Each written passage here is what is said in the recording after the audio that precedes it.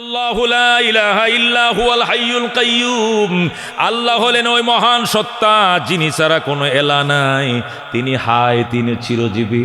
কাইয়্যুম, তিনি চিরঞ্জীব। জোরে কোন সুবহানাল্লাহ। তিনি চিরজীবী, চিরঞ্জীব। জোরে কোন আল্লাহু আকবার। আয়াতুল কুরসি শুরু হয়ে গেছে। কি শুরু হয়ে গেছে? আয়াতুল কুরসি চলে আসছে তাফসীরের ভিতরে।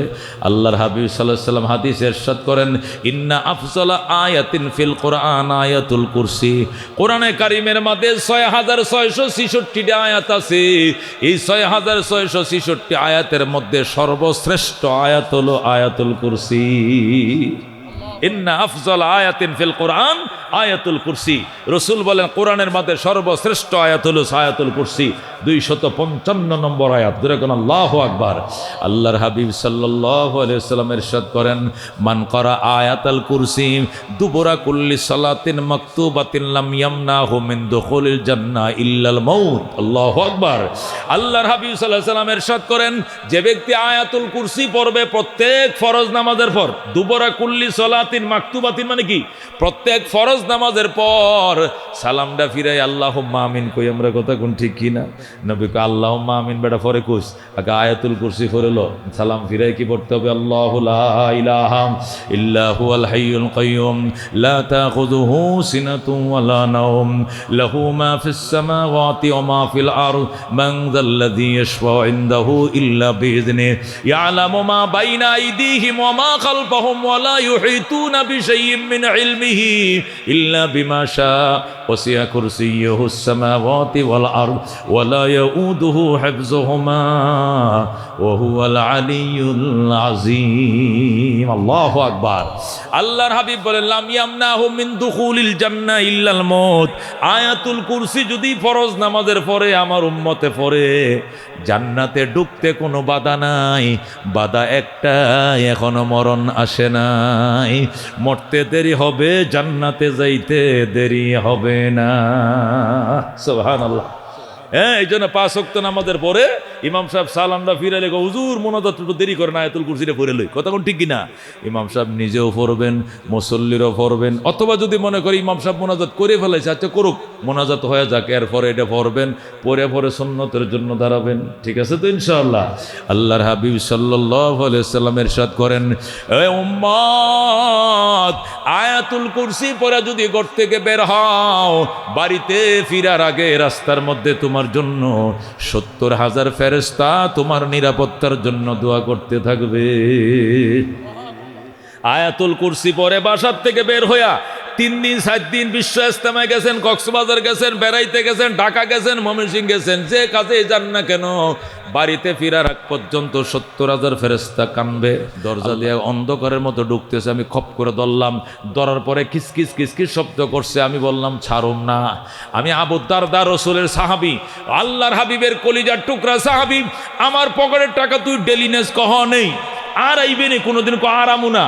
গেছে, পরের দিন আবার আইছে, গেছে, পরের দিন আবার আইছে। ৩য় দিন যখন আসছে তখন বললাম তোকে আমি মেরে ফেলবো, আটকায় রাখবো, নবীর কাছে তোকে নিয়ে যাব।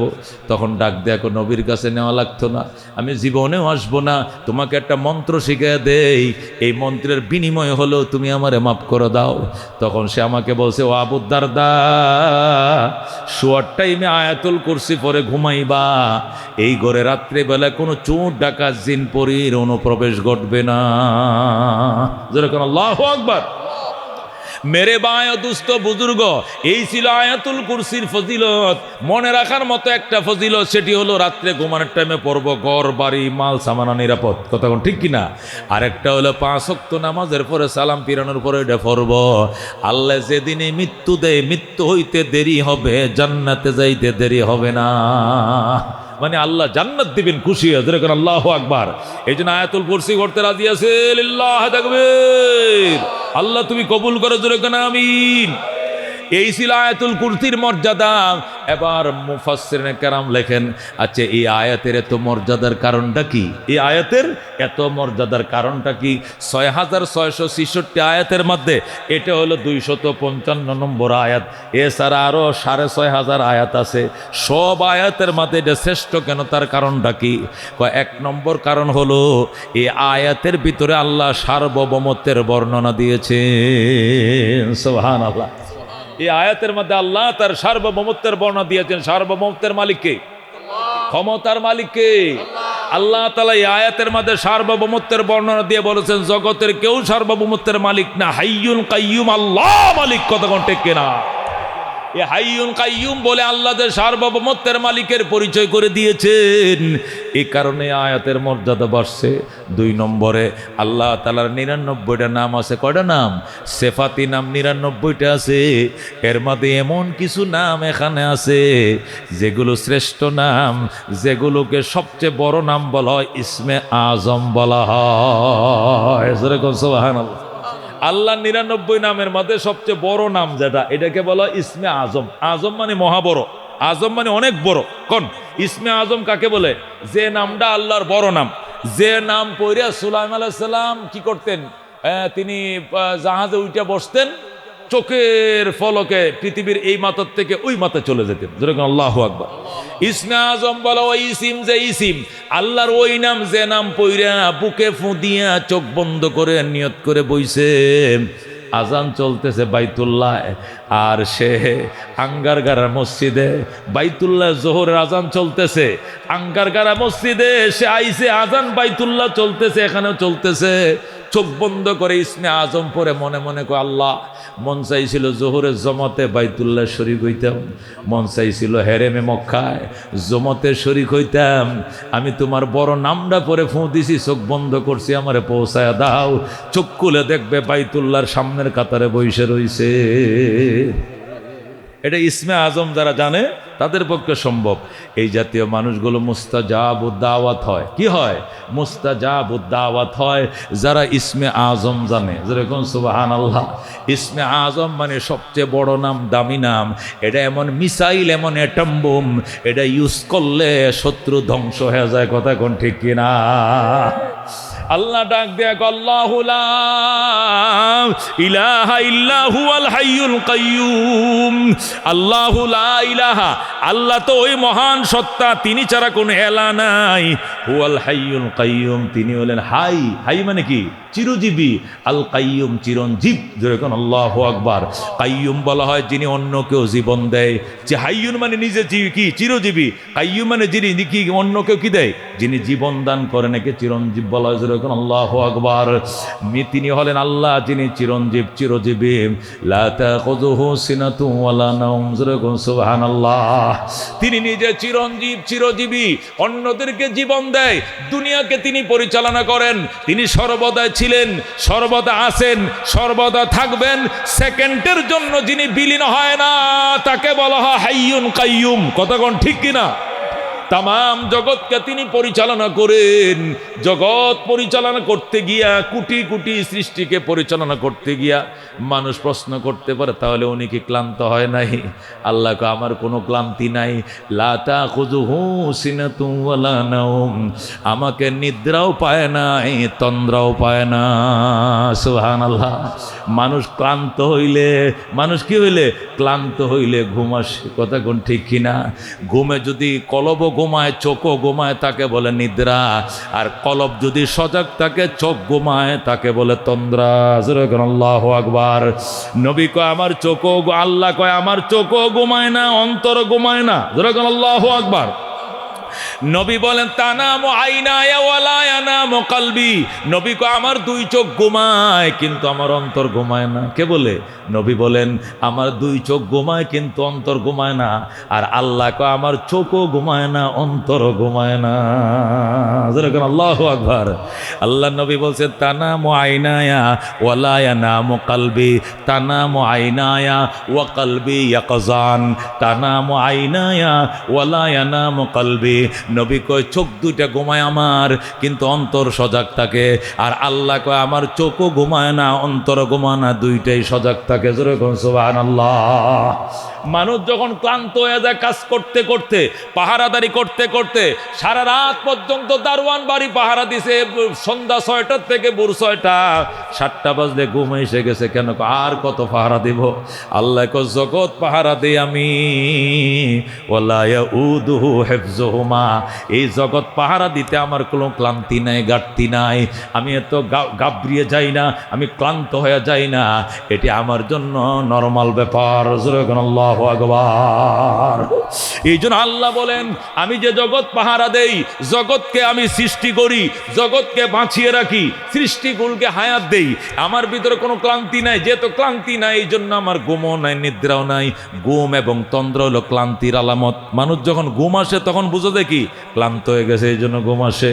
মানুষ যখন জিমায় কো লোকটা ক্লান্ত হয়ে গেছে, এই জন্য জিমায়, কথা কোন ঠিক কিনা? জিমানি মানে কি রে? হে তন্দ্রা, তন্দ্রা।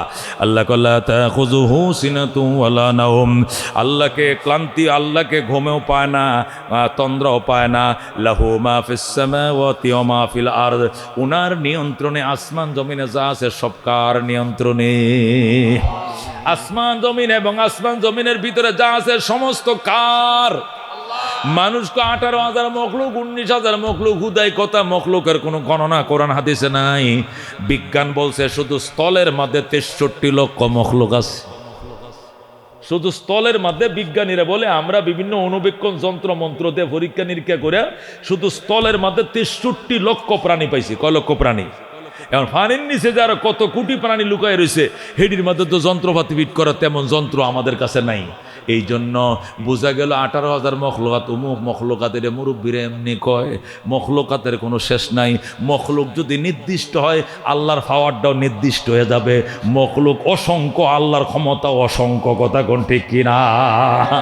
আল্লাহর কোনো সৃষ্টিকে সংখ্যায় আনা যাবে না, কথা কোন ঠিক কিনা? তাহলে তার পাওয়ারটাও সংখ্যায় এসে যাবে। আল্লাহর ক্ষমতা অসংখ্য, আল্লাহর সৃষ্টি অসংখ্য, কথা কোন ঠিক কিনা? এই জন্য আল্লাহ লাহু মা ফিস সামাওয়াতি ওয়া মা ফিল আরদ, আল্লাহর জন্য আসমান জমিনের ভিতরে তো সব আল্লাহর। মান যাল্লাযী ইয়াশফাউ ইনদাহু, কে আছে? মান যাল্লাযী ইয়াশফাউ ইনদাহু, এমন কে আছে আমি আল্লাহর কাছে সুপারিশ করবে? ইল্লা বিইজনি, আমার অনুমতি ছাড়া। আমার অনুমতি ছাড়া সুপারিশ করার মতো ক্ষমতা কাহারও নাই। আল্লাহু আকবার। আদম থেকে ঈসা নবী পর্যন্ত নাফসি নাফসি পর্যন্ত কাঁদতে থাকবে, সব ইয়া নাফসি ইয়া নাফসি বলবে। আল্লাহর হাবিব তখন সজদায় পড়ে যায়, বলবে আল্লাহ গো, আমি তো আমার উম্মতের জন্য কিছু বলাই লাগে। তখন আল্লাহ অনুমতি দিবেন, তুমি ইয়া উম্মতি বলবা। আল্লাহু আকবার। তখন আমার নবী ইয়া নফসে উম্মতি বলবে। এর আগ পর্যন্ত আমার নবীও পর্যন্ত ইয়া নফসি বলবে। আল্লাহু আকবার। আল্লাহ রাব্বুল আলামিনের অনুমতি ছাড়া কোনো নবী সুপারিশ করতে পারবে না, কোনো ওলি সুপারিশ করতে পারবে না, কোনো হাফেজ কোরআন সুপারিশ করতে পারবে না। আল্লাহ রাব্বি সাল্লাল্লাহু আলাইহি সাল্লাম বলেন, এক পর্যায়ে আল্লাহর কুশা থামবে। আল্লাহ প্রথম শুধু লাঠি ঘুরাবেন আর বলে, আইনাল মুলুক, আইনাল মুলুক, আনা মালিকুল আমলাক, কোথায় রে রাজারা? আমি হলাম রাজার রাজা। যেরকম আল্লাহু আকবার। আল্লাহ বলবে, লিমানিল মুলকুল ইয়াউম, আজকের রাজত্ব কার? কথা বলবে না, আল্লাহ নিজেই বলবেন, লিল্লাহিল ওয়াহিদিল কাহ্হার। বলেন আল্লাহু আকবার।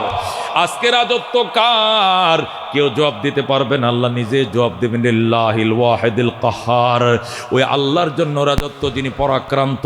জোরে কোন আল্লাহু আকবার। মেরে ভাই ও দুস্থ বুজুর্গ, আল্লাহ রাব্বুল আলামিন ডাক দিয়ে কয়, আমার অনুমতি ছাড়া কেউ সুপারিশের পারমিশন পাবে না। আমি যখন অনুমতি দিব তখন সে পারমিশন প্রাপ্ত হয়ে সুপারিশ করবেন। তখন আল্লাহ নবী বলছেন, ইয়াশফাউ ইয়াউমাল কিয়ামাতি সালাস। আল্লাহ যখন অনুমতি আইনা দিবেন নবী আল্লাহ থেকে, আমার নবী যখন আল্লাহ থেকে অনুমতি আইনা দিবেন, তখন 3 কিসিমের মানুষের জন্য সুপারিশের দরজা খুলবে। 1 নম্বরে আল আম্বিয়া, প্রথম সুপারিশ করবে কারা? নবীরা স্ব উম্মতের জন্য সুপারিশ করবে। সুম্মাল উলামা, এরপরে হাফেজ আলেমরা সুপারিশ করবে। সুম্মা শুহাদা, অতঃপর শহীদরা সুপারিশ করবে। এই 3 কিসিমের সুপারিশের আগে সুপারিশ বন্ধ থাকবে। আল্লাহর কাহ্হারিয়ত, জালালিয়তের থামার পরে, আগুনটা নিবানোর পরে সুপারিশ সুপারিশের অনুমতি মিলবে। যেরকম সুবহানাল্লাহ। আল্লাহর অনুমতি ছাড়া কেউ সুপারিশ করবে এমন বাপের ফুত নাই। আল্লাহ মানদাল্লাযী ইয়াশফাউ ইনদাহু ইল্লা বিইذনি, কে আছে এমন আল্লাহর কাছে সুপারিশ করবে অনুমতি ছাড়া? এমন সাহস কেউ নাই। ইয়ালামু মা বাইনা আইদিহিম ওয়া মা খালফাহুম, আল্লাহ জানেন বান্দার সামনে আছে কি পিছনে কি আছে আল্লাহ জানেন। আল্লাহ 50 বছর পরে তোমার কি হবে, তুমি কালমা নিয়ে কবরে যাইবা, এটা 50 বছর আগে আল্লাহ জানেন। 50 বছর ইবাদত বন্দেগী করার পরে কাফের হয়ে কবরে যাইবা, এটা 50 বছর আগে আল্লাহ আগেই জানেন। কথা কোন ঠিক কিনা? ইয়ালামু মা বাইনা আইদিহিম ওয়া মা খালফাহুম, আল্লাহ জানেন বান্দার সামনের খবর এবং পিছনের খবর। ওয়ালা ইউহিতুনা বিশাইইন মিন ইলমিহি, আল্লাহর এলেমকে সকল বান্দা বান্দি মিলেও আল্লাহর এলেমকে কিঞ্চিত বরাবর কেউ বেষ্টন করতে পারবে না। আল্লাহর এলেমকে 1 কোটি ভাগ করে 1 ভাগ এলেমকেও মানুষে বেষ্টন করতে পারবে না। যে আল্লাহর এলেমগুলো আমরা জানি, আল্লাহর জ্ঞান থেকে আমরা এইটুকু শিখছি, কেউ পারবে না। আল্লাহ কই ইল্লা বিমা শাআ, যতটুকু আমি জানিয়ে দিয়েছি এতটুকু শুধু জানবা, এছাড়া আমার এলেম আমার কাছে গুপ্ত থাকবে, বান্দায় জানবে না। কতক্ষণ ঠিক কিনা? আল্লাহ বলেন ওয়াসিয়া কুরসিয়্যুহুস সামাওয়াতি ওয়াল আরদ, আল্লাহর কুরসি, আল্লাহর আরশ, আল্লাহর সিংহাসন। যেরকম আল্লাহু আকবার। কুরসি বলা রাজার সিংহাসনকে, এর দ্বারা বুঝাইছে আল্লাহ তার আরশকে। ওসিয়া কুরসিয়্যুহুস সামাওয়াতি ওয়াল আরদ, আল্লাহর আরশ, আল্লাহর কুরসি আসমান জমিন সব বেষ্টন করে রেখেছে। আল্লাহর আরশ, আল্লাহর কুরসি, আল্লাহর সিংহাসন আসমান জমিন সব বেষ্টন করে রেখেছে। আল্লাহু আকবার। সাহাবায়ে কেরাম জিজ্ঞাসা করলেন, ইয়া রাসূলুল্লাহ, আল্লাহর কুরসিটা কেমন, আল্লাহর আরশটা কেমন, আল্লাহর সিংহাসনটা কেমন?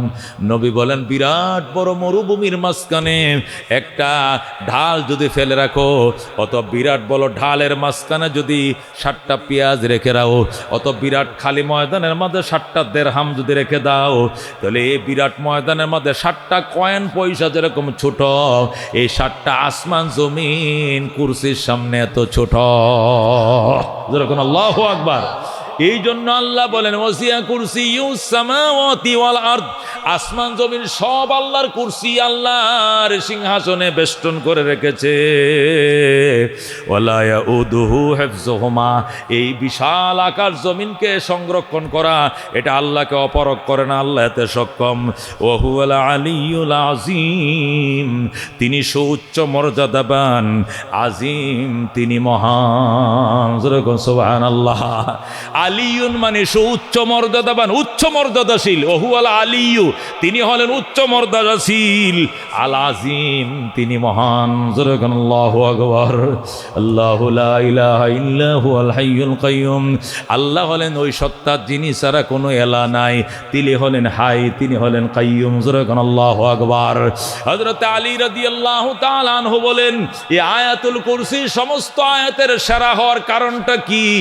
আমি আলী যেটা মনে করি এর কারণ হলো এই আয়াতের ভিতরে ইসমে আজম লুকায় আছে। যেরকম সুবহানাল্লাহ।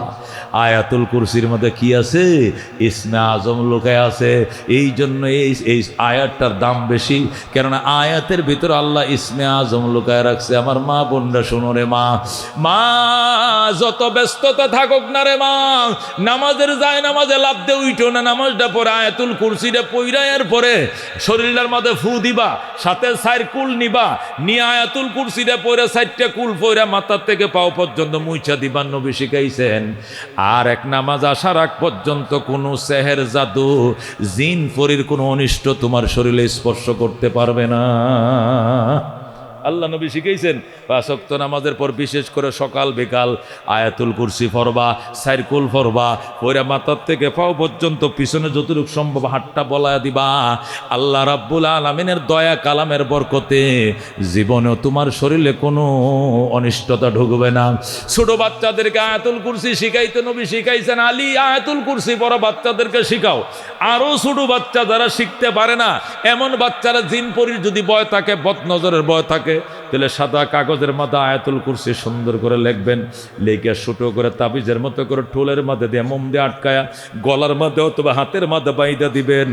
আল্লাহরে আয়াতুল কুরসির বরকতে আল্লাহ হেফাজত করবে, যেরকম সুবহানাল্লাহ। যদি বলেন হুজুর তাবিজ না হারাম, তো এটা আবার কি কইলেন? আবার তাবিজ হারাম কোন তাবিজ? যেটাকে তামিমা বলা হয়। তামিমা মানে মন্ত্রের তাবিজ। কোন তাবিজ? আরবরা ওই লাতের নাম, উজ্জার নাম, মানাতের নাম, মূর্তির ছবি এগুলো আইকিয়া পরে তাবিজ বানায় গলায় ঝুলাই দিত। নবী জিজ্ঞাসা আর তামিমা তো হারামুন, তামিমা হারাম, ওইটাকে তামিমা বলা হয়, কিন্তু এটা হারাম নয় আয়াতুল কুরসি। আল্লাহ নবী বলছেন, ও আব্দুল্লাহ ইবনে মাসউদ, তোমার বাচ্চার শরীরের মধ্যে তো দাগ দাগ কেন? আব্দুল্লাহ ইবনে মাসউদের বাচ্চা নিয়ে আইছে নবীর কাছে, হুজুর ফু দিয়ে দেন। হুজুরি কই ছেলেটা এত সুন্দর, বাচ্চাটা এই না দাগ এ না দাগ, মানে একটু সাপরে রয়েছে চেহারার মধ্যে, সাদা বা সুন্দর, আরব না, আরবরা তো সুন্দর, এই না দাগ এই না টুয়া এই না টুসা এই না টুসা। নবী আয়াতুল কুরসি পরে ফু দিলেন আর বললেন আউযু বিকালিমাতিল্লাহ তাম্মাতি মিন শাররি মা খালাক। এটা পরে ফু দিবা, আয়াতুল কুরসির পরে ফু দিবা, বাচ্চাকে দোয়া শিখাইবা, যারা পড়তে পারে না এগুলো লেখা গলায় ঝুলায় দিবা, আল্লাহ আয়াতের বরকতে হেফাজত করবে, জোরে কোন সুবহানাল্লাহ।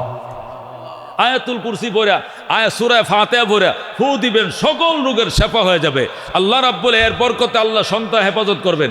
ওই তামিমা হারাম, মন্ত্র হারাম, যে মন্ত্রের অর্থ জানা নাই, যে মন্ত্রের কাহিনী জানা নাই, ওই ছবি, ওই মূর্তি দেবতার ছবি আইকে আরবরা গলায় ঝুলা দিত আর বলতো লাত আর উজ্জার উসিলায় বাঁচবা, দুর্গার কালীর বরকতে বাঁচবা। ওই জাতীয় তামিমাকে হারাম বলা হয়েছে, শিরিক বলা হয়েছে। আল্লাহর কোরআনকে শিরিক বলা হয় না। কথা ঠিক কিনা? কইটা তো মখলুক, মখলুক কি লেগে তুমি গলায় দিবা? মখলুক কেন তুমি ফইরা তুমি পানি খাইবা? মখলুক, এটা মখলুক, তাহলে হোমিওপ্যাথি ওষুধ এটা মখলুক না? এলিফাতি ওষুধ এটা মখলুক না? অসুখ হওয়ার আগে তুমি ঢাকা সিরিয়াল নিছো বড় ডাক্তারের, ডাক্তার একে খান, হ্যাঁ 1700 টাকা ভিজিট, 3 মাস আগে নিছো, একে খান 19 প্রকার ওষুধ লেগে দিছে, এটি তুমি খাইতেছো। ওষুধ খোদা, ওষুধ কি খোদা? হোমিওপ্যাথিকে খোদা, এলিফাতিকে খোদা, শেফা দেয় আল্লাহ, ওষুধ উসিলা। নবী ওষুধ খাইছেন সুন্নাহ, এই জন্য সুন্নত হিসেবে ওষুধ আমি ব্যবহার করব। ওষুধ আমাকে সুস্থ করবে না, সুস্থ করবে কে? আল্লাহর কালাম আয়াতুল কুরসি পড়বো, আউযু বিকালিমাতিল্লাহ তাম্মাতি পড়বো, সূরা ফাতিহা পড়বো, ফু দিব, এডি ভালো করবো না, ভালো করবে কে? আল্লাহ। এটা গলায় ঝুলাই দিব, এটা ভালো করবে না, আমাকে নিরাপদ রাখবে কে? আল্লাহ। তোমার ইমান যদি ঠিক থাকে তাহলে তাবিজও ঠিক থাকবে, ওষুধও ঠিকবে। ইমান যদি চলে যায় তাবিজ দিলে, তো তুমি হোমিওপ্যাথি খাইলে তোমার ইমান থাকবে, তোমার কোন বাফে কইছে তোমার ইমান আরো আগে চলে যাইব। কথা ঠিক কিনা? কারণ তুমি বিশ্বাস করছো এই ওষুধটাই আমারে ভালো করবে। এই যে 7 প্রকারের ওষুধ, এটা মিস করা যাইতো না, এটা খাইলেই ভালো হবো, নাউযুবিল্লাহ, জীবনও ভালো হইবে না। এটি খাইলে আল্লাহ উসিলা, আল্লাহ ভালো করবে। কে ভালো করবে? ওষুধ খাইলে যেরকম আল্লাহ ভালো করবে, হোমিও খাইলে যেরকম আল্লাহ ভালো করবে, হামদর্দ খাইলে যেরকম আল্লাহ ভালো করবে। আল্লাহর কালাম দিয়ে ফু দিল, আল্লাহ ভালো করবে। আল্লাহর কালাম লেখে গলায় ঝুলাইলো, আল্লাহ ভালো করবে, তাবিজে নয়। কথা ঠিক কিনা? এটা বুঝতে হবে। আল্লাহু লা ইলাহা ইল্লা হুয়াল হাইয়ুল কাইয়ুম। আল্লাহ হলেন ওই মহান, যিনি ছাড়া কোনো মাবুদ নাই, তিনি হলেন চিরজীব, চিরঞ্জীব। যেরকম সুবহানাল্লাহ। শেরে খোদা আলী রাদিয়াল্লাহু তাআলা আনহু বলেন, এই আয়াতে, এত দামি আয়াতে এই কারণে, এই আয়াতের ভিতরে কি আছে? ইসমে আজম আছে। কি আছে? সাহাবীরা জিজ্ঞাসা করলো, আলী কেমনে বুঝলা ইসমে আজম আছে? আমি বুঝছি। বলো। আলী বলতে চায় না, বলো। আল্লাহ নবী বলছেন, আনা মদিনাতুল ইলমে ওয়া আলিয়ুন বাবুহা। আমি এলেমের মহানগরী, আর আলী হলেন এই মহানগরের গেট। যেরকম আল্লাহু আকবার। হযরত আলী রাদিয়াল্লাহু তাআলা এলেমের সাগর ছিলেন। কি ছিলেন? সাগর ছিলেন। এই জন্য আলী ডাক দিয়া কই, এই আয়াতটা, আয়াতুল কুরসিটা গোটা কোরআনের মধ্যে শ্রেষ্ঠ আয়াত কেন হলো? এটা আমি বুঝি। কই কেমনে বুঝলা? ওইটা আমি বুঝছি, এখানে ইসমে আজম লুকায় আছে এই আয়াতের ভিতরে, এই জন্য আয়াতটা সব আয়াত থেকে শ্রেষ্ঠ আয়াত হয়ে গেছে। আলীকে জিজ্ঞাসা করলো, তুমি কেমনে বুঝলা এখানে ইসমে আজম আছে? কোন শব্দটা ইসমে আজম? আলীকে আগে ঘটনা বলি, তখন বুঝবা। কি ঘটনা? শেরে খোদা আলী বলেন, আমরা বদরের ময়দানে যখন যুদ্ধে গেলাম, আমরা ছিলাম 313 জন। কয়জন? আমরা ছিলাম 313 জন। কাফের ছিল 1000। কাফের কত ছিল? কাফের আবু জাহেলের বাহিনী ছিল 1000, আর আমরা ছিলাম 313 জন। জীবনের প্রথম যুদ্ধ। এর আগে কি আরো যুদ্ধ হয়েছে? জীবনের প্রথম যুদ্ধ মক্কা থেকে মদিনায় আইছি, পরের বছর যুদ্ধটা শুরু হয়ে গেছে। আর জীবনে যুদ্ধ করার তিক্ত অভিজ্ঞতা আমাদের নাই। মাত্র 313 জন, কাফের আমগর থেকে আরো 3 গুণ 4 গুণ বেশি, ওর হলো 1000। মুসিবতে পড়লাম, বিরাট বড় পরীক্ষা। আল্লাহর হাবিব সাল্লাল্লাহু আলাইহি সাল্লাম আমাদেরকে বদরের ময়দানে নিয়ে গেলেন। নিয়া রাহমাতুল্লিল আলামিন সাল্লাল্লাহু আলাইহি সাল্লাম বদরের গুহার মাঝে সিজদায় পড়লেন, আল্লাহকে ডাকতে শুরু করলেন। আল্লাহ, দীর্ঘ 13টা বছর পর্যন্ত মেহনত করে এই 313 জনকে কালমা পড়াইছি, সাহাবী বানাইছি, এদেরকে হিজরত করে মক্কা থেকে নিয়ে মদিনায় আইছি, এদের দেখা দেখে আরও কিছু নতুন মুসলমান হয়েছে। এগুলো আমার জীবনের কামাই। আজকে নগণ্য একটা ছোট্ট কাফেলা নিয়ে আসছি, বিরাট কাফেলার মোকাবেলা করার জন্য। আল্লাহ গো, আমাদের অস্ত্র নাই, আমাদের সামরিক অস্ত্রও নাই, প্রশিক্ষণ নাই, যুদ্ধের তিক্ত অভিজ্ঞতা আমাদের নাই। আল্লাহুম্মা, হে আমার আল্লাহ, ইল্লাম তামসুর হাদিল ইসাবা, এই ছোট্ট দলটাকে তুমি যদি সাহায্য না করো, লা তুবাত আলাল আরদে, তোমার জমিনে তোমার ইবাদত করার মতো কোনো লোক থাকবে না, তোমার জমিনে তোমার নাম নেওয়ার মতো কোনো লোক থাকবে না। ইয়া হাইয়্যু ইয়া কাইয়্যুম বিরহমাতিকা নাস্তাগীজ, ইয়া হাইয়্যু ইয়া কাইয়্যুম বিরহমাতিকা নাস্তাগীজ বলে গুহার পারে বসে নবী কাঁদতেছিলেন। যেরকম সুবহানাল্লাহ। হযরত আলী রাদিয়াল্লাহু তাআলা আনহু বলেন, যুদ্ধ শুরু হয়ে গেল, আল্লাহর হাবিব শুধু বলতেছেন, ইয়া হাইয়্যু ইয়া কাইয়্যুম বিরহমাতিকা নাস্তাগীজ, ওগো চিরজীবী চিরঞ্জীব, আপনার দয়ায় সাহায্য প্রত্যাশা করছি, সাহায্যের বাহিনী পাঠান। হযরত আলী বলেন, একবার ময়দানে যাই, আবার দৌড়ায় গুহায় আসি, আইসা দিকে নবী একটা ইসমে আজমে পড়তেছে, সেটি হলো ইয়া হাইয়্যু ইয়া কাইয়্যুম বিরহমাতিকা নাস্তাগীজ। আইসা দিকে নবী দোয়া একটাই পড়তেছে, আর আমরা ওখান থেকে যুদ্ধ করতেছি। আবু বকর বলতেছে, হুজুর হইছে, আর দোয়া করা লাগবে না। নবী ডাক দেয়, আবু বকর, ফেরেশতা আইছে নিকো? আইছে। আল্লাহু আকবার। জিবরাইলের নেতৃত্বে শত শত হাজার হাজার ফেরেশতার বহর নেমে গেছে। সুবহানাল্লাহ। আল্লাহর হাবিব সাল্লাল্লাহু আলাইহি সাল্লাম, জিবরাইল আইসেনি, কইছে মিকাইল আসছেনি, আসছে ইসরাফিল আসছেনি, কোথাও আসছে, আজরাইল আসছেনি, কয় আসছে। লাইনে দাঁড়াও। ফেরেশতারাও আসছে বহর নিয়া, ওরাও লাইন দাঁড়াইছে। নবীজি তার 313 জনকে লাইনে দাঁড়াইছে। 2 গ্রুপ যখন লাইন করতেছে, ইবলিশও আবু জেহেলের পক্ষে লাইনে দাঁড়াইছে। আবু জেহেলের নেতৃত্বে 1000, ইবলিশের নেতৃত্বে কোটি কোটি। ইবলিশের চোখে সাহাবীদেরকে দেইখা ইবলিশ খুব হাসতেছিল আর বলছিল, মুহাম্মদ আজকে শেষ, মুহাম্মাদের বাহিনী আজকে শেষ। খুব টিস্কারি মস্কারি করছিল। হঠাৎ করে যখন দেখছে জিবরাইল নেমে গেছে, ইবলিশ দুলাবালি লয়া মাথায় মারে আর বুকে মারে, কয় শেষ শেষ শেষ। আল্লাহ নবী কয়, আমি এমন হাসি দিছি, জীবনে খিলখিল করে হাসার অভ্যাস আমার নাই। ওই দিন আর হাসি আমি কন্ট্রোল করতে পারলাম না, করে মারি খুইলে পয়গাম্বর কাহ কাহ করে হাসি দিয়েছেন। যেরকম আল্লাহু আকবার। সাহাবায়ে কেরাম বলে, হুজুর জীবনে এরকম হাসতে দেখে নাই, এতক্ষণ দেখলাম কাঁদতেছেন, আর এখন হাসলেন যে? কয় বেটা, এই ইবলিশের এই কাহিনী দেখে আর হাসিটা আমি কন্ট্রোল করতে পারলাম না। এটি এতক্ষণ আমার দিকে ছায়া ছায়া করলে, মোহাম্মদ আজ বুঝবা কত দানের কত চাউল, আমার এইভাবে বলতেছিল, আর আমি পেরেশানি বুক করছিলাম। 313 জন লয়ে আয়া পড়ছো, অস্ত্র নাই মস্ত্র নাই, এ প্রশিক্ষিত জাতির সামনে এরা 1000, আমরা আছি কোটি কোটি, 313 দিয়ে পারবা না, এই বলে আমার টিস্কারি করতেছিল। হঠাৎ করে দেখি যে কান্না শুরু করছে, দুলা বালি দুবলা বন টন সব ছিঁড়ে মাথায় মারে বুকে মারে, আর শেষ, জীবনের সাধনা শেষ, শেষ জীবনের সাধনা শেষ। কোন সময়? যখন দেখছে জিব্রাইল হাঁটু গাইরিয়া দাঁড়ায় পড়ছে। যেরকম আল্লাহু আকবার।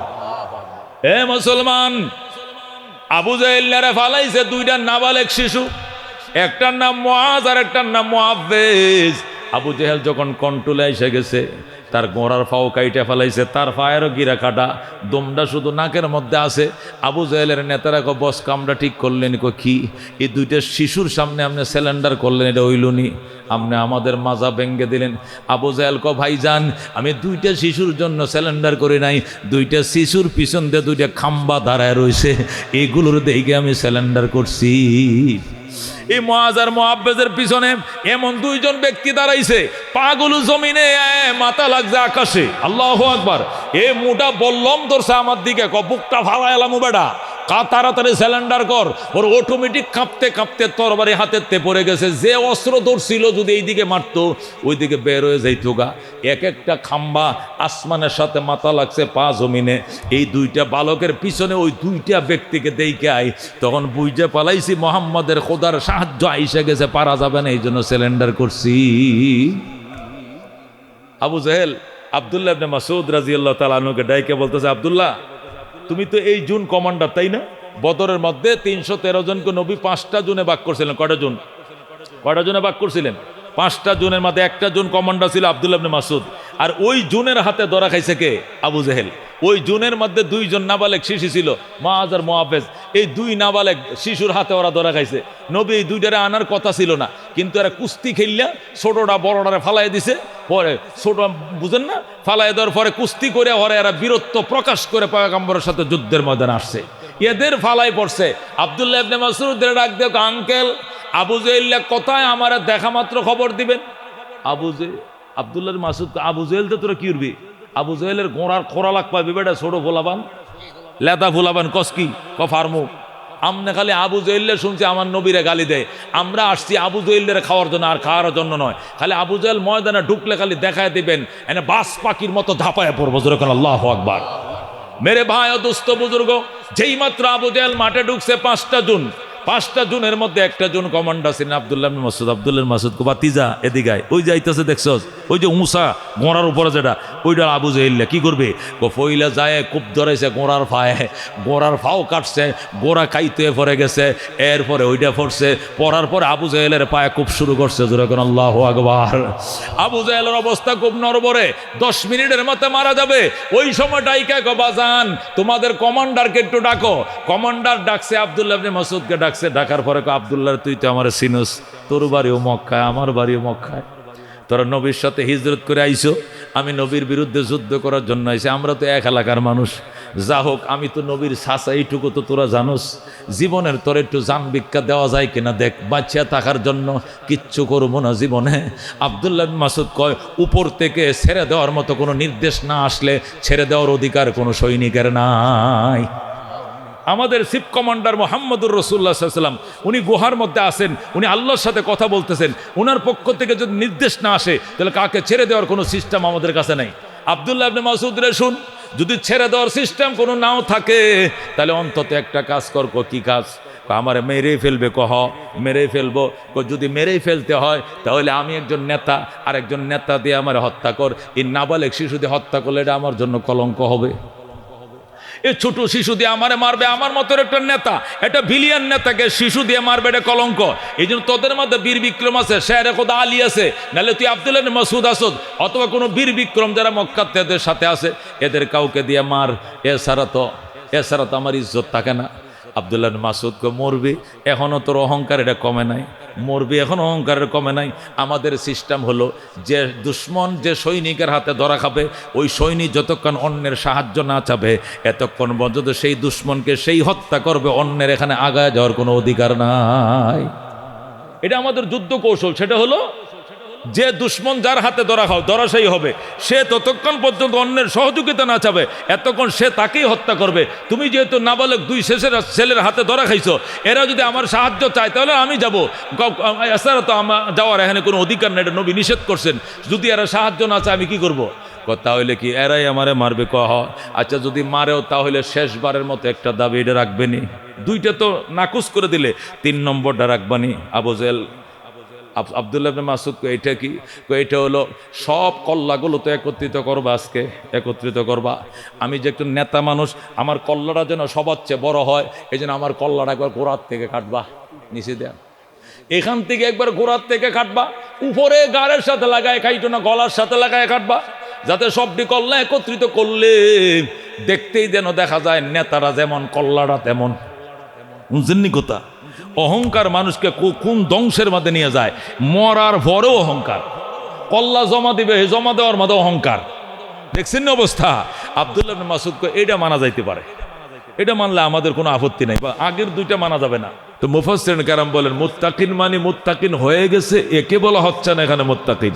মুত্তাকিন বলতে যারা মুত্তাকিন হতে ইচ্ছুক, তাকওয়ার জন্য যারা লালায়িত, তাকওয়ার দন অর্জন করতে যারা ইচ্ছুক, যারা এর জন্য ভিক্ষুক, নিজেকে ভিক্ষুক বানিয়েছে আর 24 ঘন্টা আল্লাহর কাছে কান্দে, ইহদিনাস সিরাতাল মুস্তাকিম, ইহদিনাস সিরাতাল মুস্তাকিম, সিরাতাল্লাযীনা আনআমতা আলাইহিম গায়রিল মাগদুবি আলাইহিম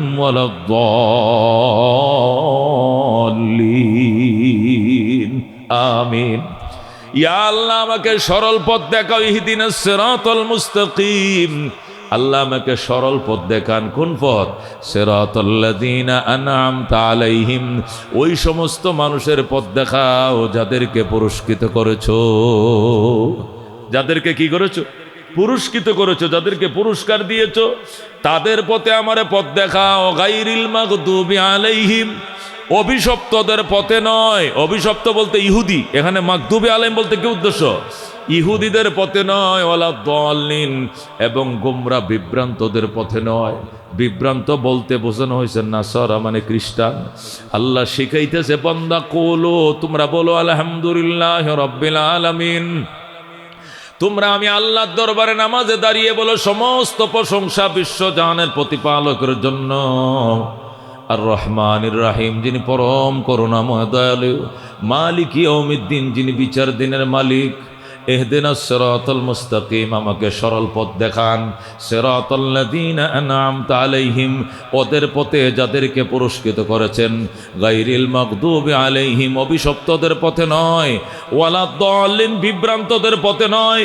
অভিশপ্ত বলতে ইহুদি, বিভ্রান্ত বলতে নাসারা। ইহুদি নাসারাদের পথে নয়, বরং মিনান নাবিয়িন ওয়াস সিদ্দিকিন ওয়াস শুহাদাই ওয়াস সালিহিন ওয়া হাসুনা উলাইকা রাফিকা।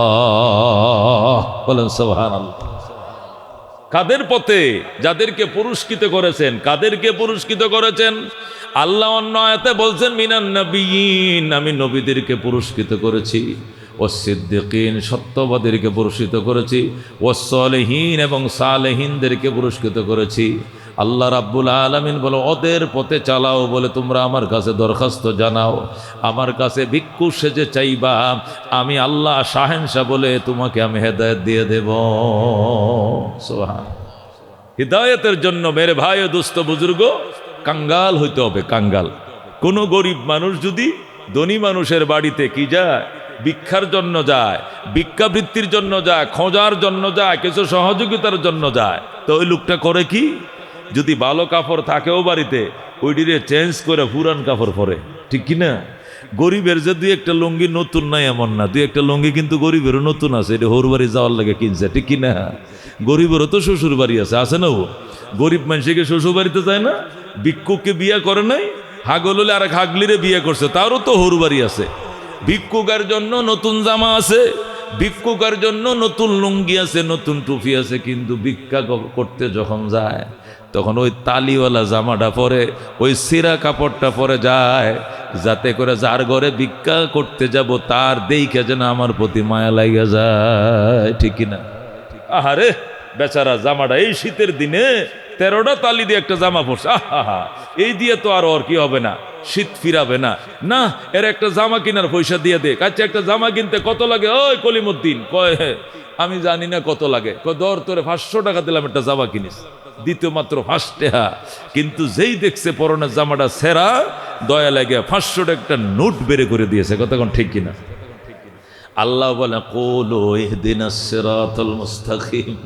আল্লাহ কো তোমরাও আমি আল্লাহর কাছে ভিক্ষুক সেজে বলো, আল্লাহ আপনি মহান, আপনি রাদারিজাজ, আপনি বাদশাহ, আপনি করুণাময়, আপনি মহান মালিক, আপনি শাহেনশাহ, বাদশার বাদশাহ। আমি ভিক্ষুক, আমাকে হেদায়েত দেন। আল্লাহর কোরআনের হেদায়েতের জন্য ভিখারি সাজলে হেদায়েত দিবেন, নতুবা হেদায়েত পাবে না, ঠিক কিনা? হযরত আবু বকর রাদিয়াল্লাহু তাআলা আনহু উনি অন্য ধর্ম পালন করছেন, উমর অন্য ধর্ম পালন করছেন, উসমান আলী, সবাই অন্য ধর্মে ছিলেন, কিন্তু মনের ভিতরে একটা আকাঙ্ক্ষা ছিল, এর চেয়ে যদি ভালো ধর্ম পাই, এর চেয়ে যদি গ্রহণযোগ্য ধর্ম পাই, একটা মুহূর্ত দেরি করবো না, ওই ধর্মে হাত বাড়ায় দিব। কিন্তু আবু জেহেল উতবা সাইবার ভিতরে এটা ছিল না। আবু জেহেল উতবা সাইবা মনে করতো যে ধর্মে আছে এটাই সঠিক ধর্ম, মোহাম্মদের ধর্মের কোনো ভেল নাই। এই জন্য মোহাম্মদুর রাসূলুল্লাহর সামনে নিজেকে আত্মসমর্পণ করে নাই। আল্লাহর হাবিব যখন বলতো, চাচা কত দূরের মানুষ, ওই সালমান আসছে পারস্য থেকে, সুহাইল আসছে ইটালি থেকে, সালমান আসছে ইরান থেকে, বেলাল আসছে নাইজেরিয়া থেকে, দূর দূরান্ত থেকে মানুষ এসে কালমা পড়ল। আমার চাচা তোমরা আমার বংশের মানুষ, আমার ঘরের মানুষ, আমার বাড়ির মানুষ, আমার মহল্লার মানুষ, আমার বংশের মানুষ, তোমরা বুঝি হেদায়েতের পথে আসলা না? তখন তারা বলতো, মোহাম্মদ তোমার চেয়ে আমরা কম বুঝি না, তুমি আমগো বাতিজা লাগো, আমার ভাই আব্দুল্লাহর ফুলা তুমি মোহাম্মদ, তুমি আমার বাতিজা, আমি তোমার চাচা। চাচা চাচাতুন বাতিজা বেশি বুঝে না, চাচা বেশি বুঝে, এই জন্য বেশি বুঝছিল।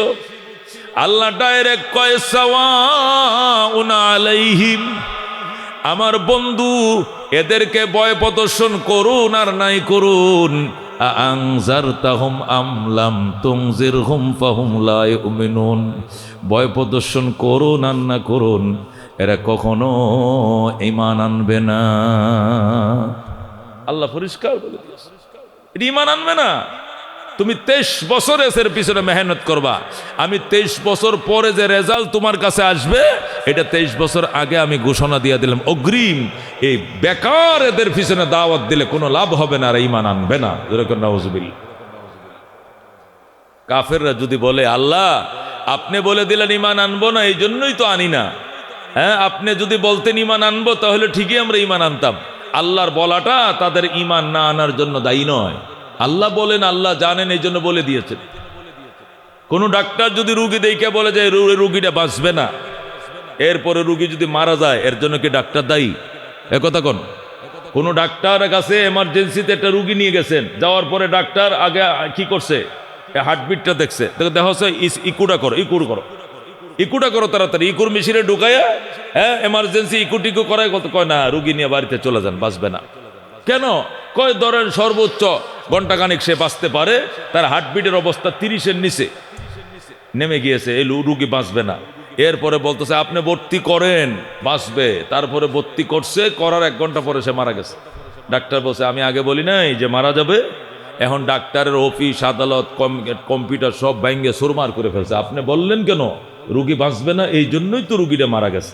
এ বলার কারণে কি মারা গেছে? কোন বলার কারণে মারা গেছে? ডাক্তারি অভিজ্ঞতার থেকে সে বলছে যে আমার যে হার্টবিটের প্রয়োজনে হার্টবিট এখানে পাচ্ছি না, আমি তার যে সিমটম আমি তো তার পাচ্ছি না, তার হার্টবিট বেড়ে গিয়েছে, সবকিছু বেড়ে গিয়েছে, আমি নানান এই টেকনোলজিতে বুঝতে পারছি বাঁচবে না, এই জন্য বলছি। এর জন্য তো আমি দায়ী নই, আল্লাহ রাব্বুল আলামিনও।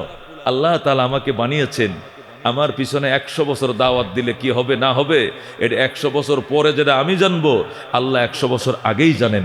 এই জন্য অগ্রিম আল্লাহ আবু জেহেল উতবা সাইবার জন্য বলে দিয়েছেন, সাওয়াউন আলাইহিম আনজারতাহুম আম লাম তুনজিরহুম লা ইউমিনুন, ভয় প্রদর্শন করুন আর নাই করুন, কোনো লাভ হবে না, এরা ঈমান আনবে না। আল্লাহ তাআলা আনবে না যে বলছেন, ইন বলার কারণেই তারা ঈমান আনে নাই। আল্লাহর বলাটা ঈমান না আনার জন্য দায়ী নয়। কথা কোন ঠিক কিনা?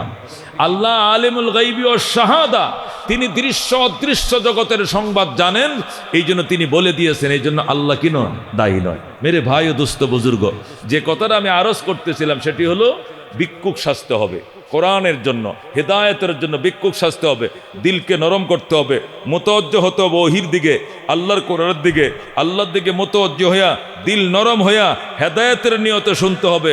সুর সারের জন্য নয়, কণ্ঠের জন্য নয়, হেদায়েতের জন্য। আমি আল্লাহর কোরআন শিখবো, আল্লাহর কোরআন শুনবো, আল্লাহর কোরআন পড়ি কিন্তু অর্থ বুঝি না। আজকে কোরআনের অর্থ হবে, এখান থেকে তাফসির হবে, আমি হেদায়েতের জন্য শুনবো, বাড়িতে পৌঁছার আগে আল্লাহ হেদায়েত দিয়ে দিবে, যেরকম সুবহানাল্লাহ। কিন্তু ভিক্ষুক সাজতে হবে। হযরত ওমর রাদিয়াল্লাহু তাআলা আনহু আসতে দেরি করেছিলেন, এই জন্য তিনি 49তম মুসলমান হয়েছেন, 39তম মুসলমান হয়েছেন। আর আবু বকর প্রথম দিনে ভিড়ে গেছেন, প্রথম 1 নম্বরের মুসলমান হয়ে গেছেন, যেরকম সুবহানাল্লাহ। হয়তো উমরের সিরিয়াল আসতে 39 লাগছে কেন? এতদিন তিনি দেরি করেছিলেন। এমনকি আল্লাহর হাবিবের মাথা কাটার জন্য তিনি বের হয়ে গিয়েছিলেন। কথা ঠিক কিনা? ওমরের বন্ধু ডাক দেখা, কি ওমর কই যাও? কল্লা কেটে ফেলবো। কেন? এই মোহাম্মদ খালি কোরআনটা তেলাওয়াত করে শুনাইতে দেরি, কালমাটা পড়তে দেরি হয় না, এই জাদুর কালাম আর পড়তে আমি দিব না, ওকে মেরে ফেলবো। যেরকম নাউজুবিল্লাহ, ওকে মেরে ফেলবো। ওমরের বন্ধু ডাক দেখায়, ওমর একটা এতিম মানুষ, এতিম হয়ে জন্ম নিয়েছে, জানি না কোনোদিন কাকে কটু বাক্য বলতে, শক্ত কথা বলতে, আজকে কেন গো তুমি তারে মারার জন্য পাগল হয়েছো? এই কোরআন এটা এমন জাদুর কালাম, এটা পড়লে সোদা মধু আকৃষ্ট হয়ে কালমা পরে মুসলমান হয়ে যায়। মোহাম্মদ যদি কোরআন তেলাওয়াতের জন্য যদি মোহাম্মদ দায়ী হয় তাকে মেরে ফেলবা, তাহলে ঘরের বিচার আগে করো মিয়া। ঘরের বিচার মানে তোমার বোন ফাতেমা বিনতে খাত্তাবরে চিনো? আমার আপন বোন, ছোট বোন। সাইদ ইবনে যায়েদকে চিনো? আমার আপন ভগ্নিপতি। দোনোটাকে দেখে আইছি। হযরত উবাই ইবনে কাব রসুলের কারি সাহাবী, উনি কারি সাহেব, মানুষকে কোরআন শেখায়। উবাইরে দাওয়াত দেয়া ঘরে নিয়া তোমার বোন ভগ্নিপতিকে এখন শুনে আসি মধুর কণ্ঠে কোরআন পড়তেছে। সুবহানাল্লাহ। আগে ওদের বিচার করো, ওদের বিচার করো, পরে নবীর বিচার করবা। উমর ক অসম্ভব, তুই মিথ্যা বলছিস। আমি সত্য বলছি, আমার লগে চল, আমার সঙ্গে চল। হযরত ওমর আল্লাহ নবী সাল্লাল্লাহু আলাইহি সাল্লামের কলিজার টুকরা সাহাবী নিয়ে ঘরে গেছে। যায়া খেজুর পাতার বেড়ার ফাঁকে কান লাগায় শোনে ওমরের বোন ভগ্নিপতি রসুলের সাহাবী কারি সাহেবের জবান থেকে সূরা তোয়াহা মুখস্থ করতেছে। সূরা তোয়াহা পড়তেছে, জোরে জোরে পড়তেছে। বোন জানে ভাই মারলে মারক, মরে যাব, কোরআন ভুলবো না। আল্লাহু আকবার। হযরতে ফাতেমা বিনতে খাত্তাব, নবীর মেয়ে ফাতেমা না, ফাতেমা বিনতে খাত্তাব উমর ইবনুল খাত্তাব, মানে খাত্তাবের মেয়ে। খাত্তাব হলো উমরের বাপের নাম। ফাতেমা বিনতে খাত্তাব ঘরের ভিতরে বইসাম নিজের স্বামী সহ রসুলের সাহাবীর কাছে সূরা তোহা পড়তেছে। তোহা মা আনজালনা আলাইকাল কুরআনা লিতাশকা ইল্লা তাযকিরাতাল লিমান ইয়াখশা তানসীলাম মিম্মান খালাকাল আরদা ওয়াস সামাওয়াতিল উলা আর রহমানু আলাল আরশি ইস্তাওয়া। সুবহানাল্লাহ। যখন বোনের মুখে বাণী শুনছে, উমর কয় আমার কলিজারা ভিতর থেকে ম্যাগনেটের মতো, চুম্বকের মতো শুধু আকর্ষণ করতেছে।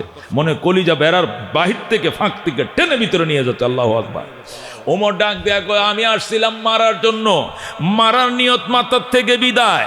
এখন নিয়ত একটাই, আমি ওই কালাম শিখবো, ওই কালাম শুনবো, কাছের থেকে শুনবো।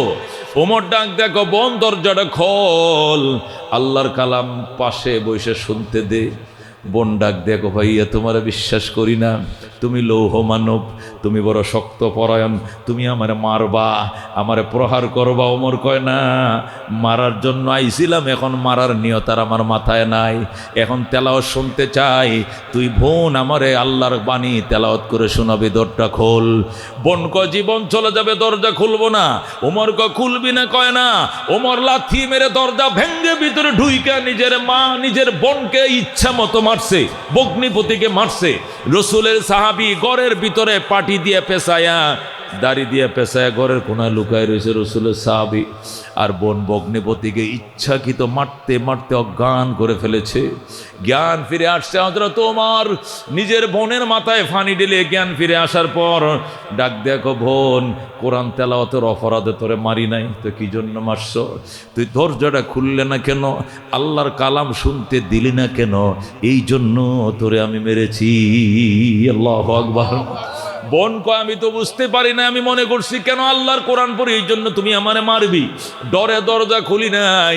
ভাই তুমি যদি কোরআনের জন্য আমাকে মেরে থাকো, তোমাকে মাফ করে দিলাম, তুমি আমার কিনারে আসো, তোমার কান আমার মুখের সাথে লাগাও, আমি আবার রিপ্লাই করবো।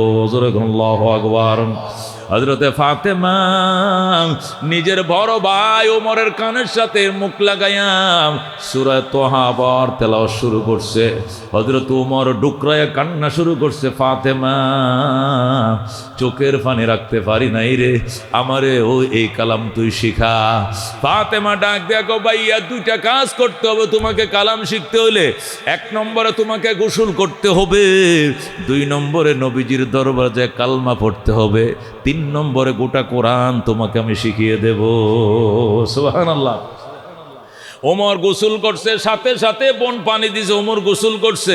এবার ফাতেমা ওমরকে নিয়ে নবীর দরবারে রওনা করছে। রাস্তার মধ্যে ডাক দেখো, ভাইয়া আজকে 3 দিন পর্যন্ত নবীজি 2টা জিনিসের জন্য কাঁদতেছে। 1 নম্বর আল্লাহকে বলে, আল্লাহ আবু জেহেল ইবনে হিশাম অথবা উমর ইবনুল খাত্তাব, এই 2 জনের যে কোনো একজনকে হেদায়েত দিয়া আমি অসহায় নবীর হাত শক্তিশালী করো। আল্লাহর হাবিব আপনার জন্য অথবা আবু জেহেল ইবনে হিশামের জন্য 3 দিন পর্যন্ত খাওয়া নাই, নাওয়া নাই, ঘুম নাই। নবী দুইজনের জন্য দোয়া করতেছে, আল্লাহ তোমার কপালে দোয়া কবুল করে ফেলাইছে। আল্লাহু আকবার।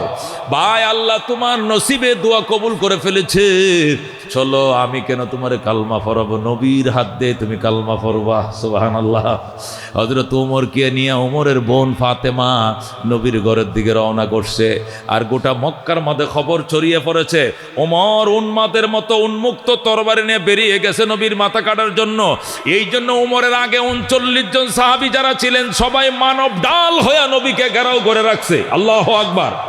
উমর যেন নবীর কাছে আসতে না পারে, 39 জন সাহাবী সবাই নবীকে মানব ডাল হয়ে একটা ঘরের ভিতরে আল্লাহ নবীকে নিয়ে বসে রয়েছে।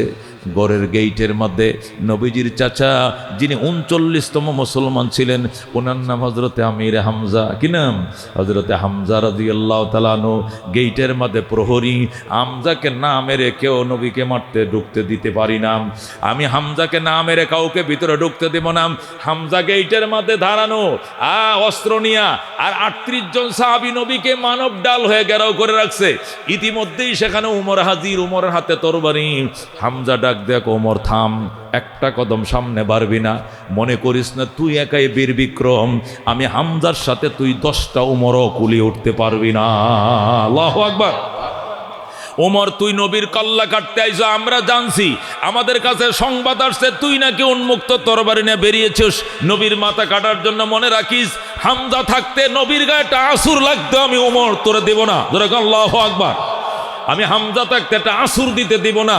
ওমর ডাক দেখ, হামজা, হামজারে আমার ভুল বুঝিও না, ওগো নবীর চাচা যান, আমাকে ভুল বুঝিয়েন না। আপনি যে হেদায়েতের বাণী শিখেছেন, আমিও সে হেদায়েতের বাণীর জন্য ভিক্ষুক সেজে নবীর দরবারে এসেছি। আমার বোন আমার সাথে আছে, ইতিমধ্যেই সে মুসলমান হয়েছে।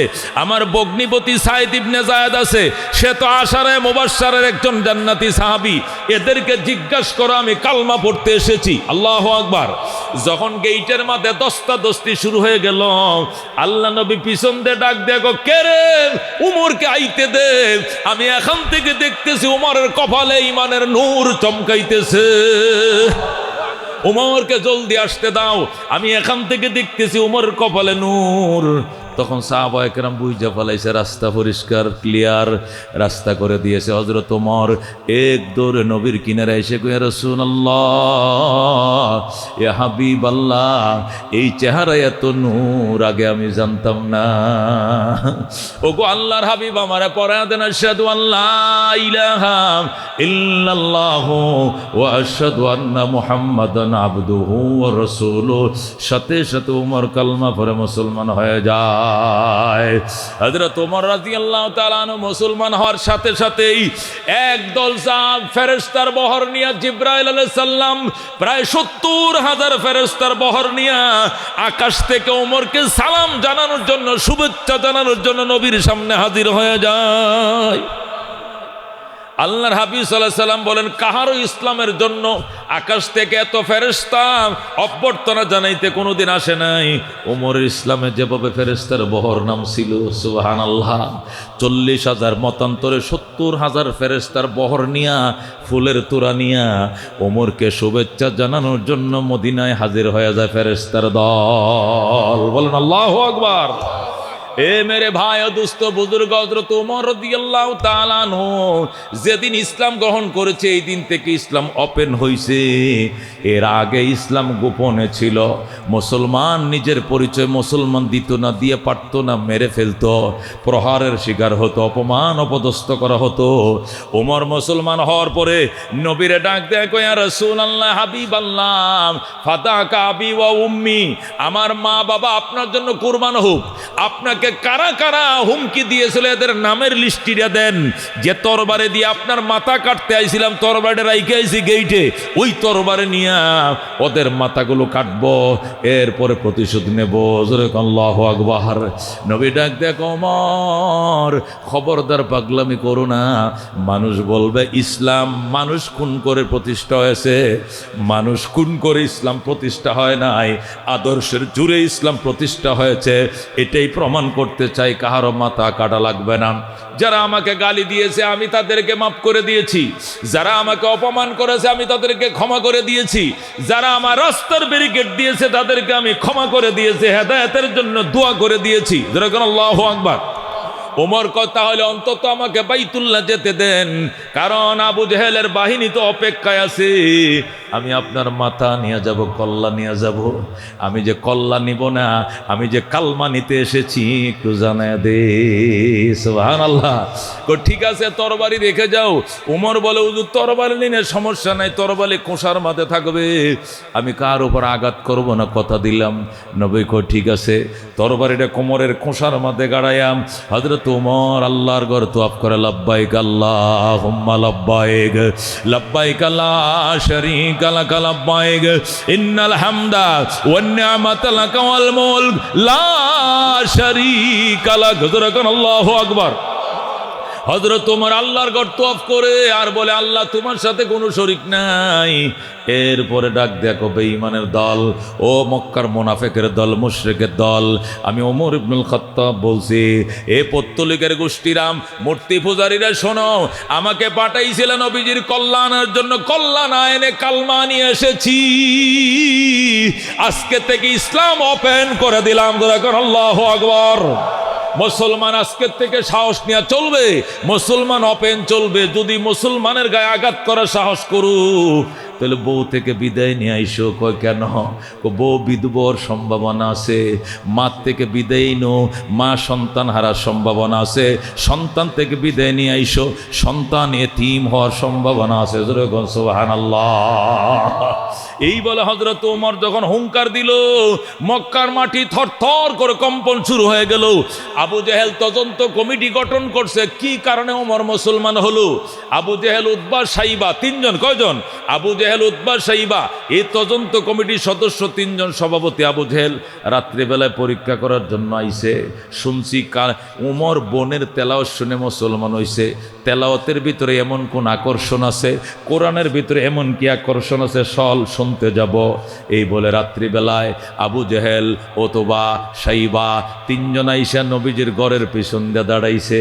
খেজুর পাতার বেড়া ফাঁক দিয়া কান লাগায়া শুনতেছে।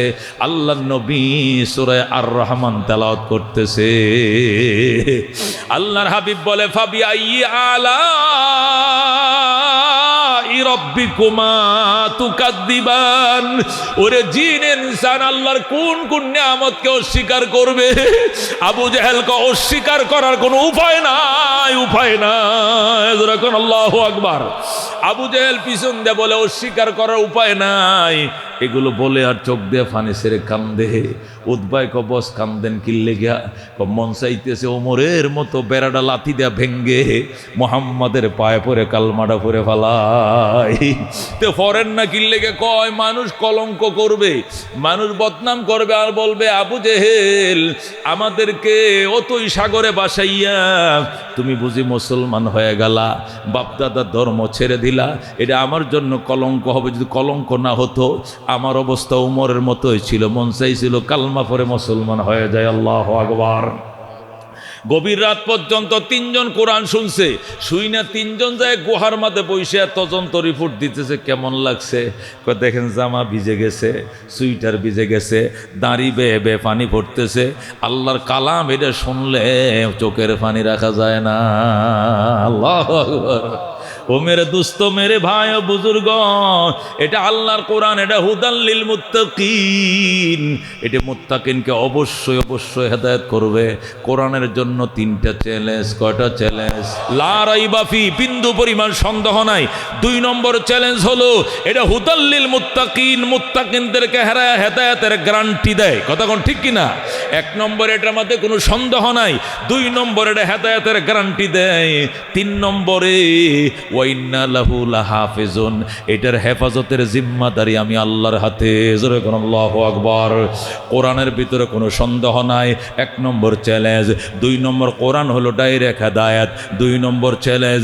3 নম্বর চ্যালেঞ্জ হলো একটা জবর জের পরিবর্তন করার বাপের জবেডা এই পৃথিবীতে জন্ম লয় নাই।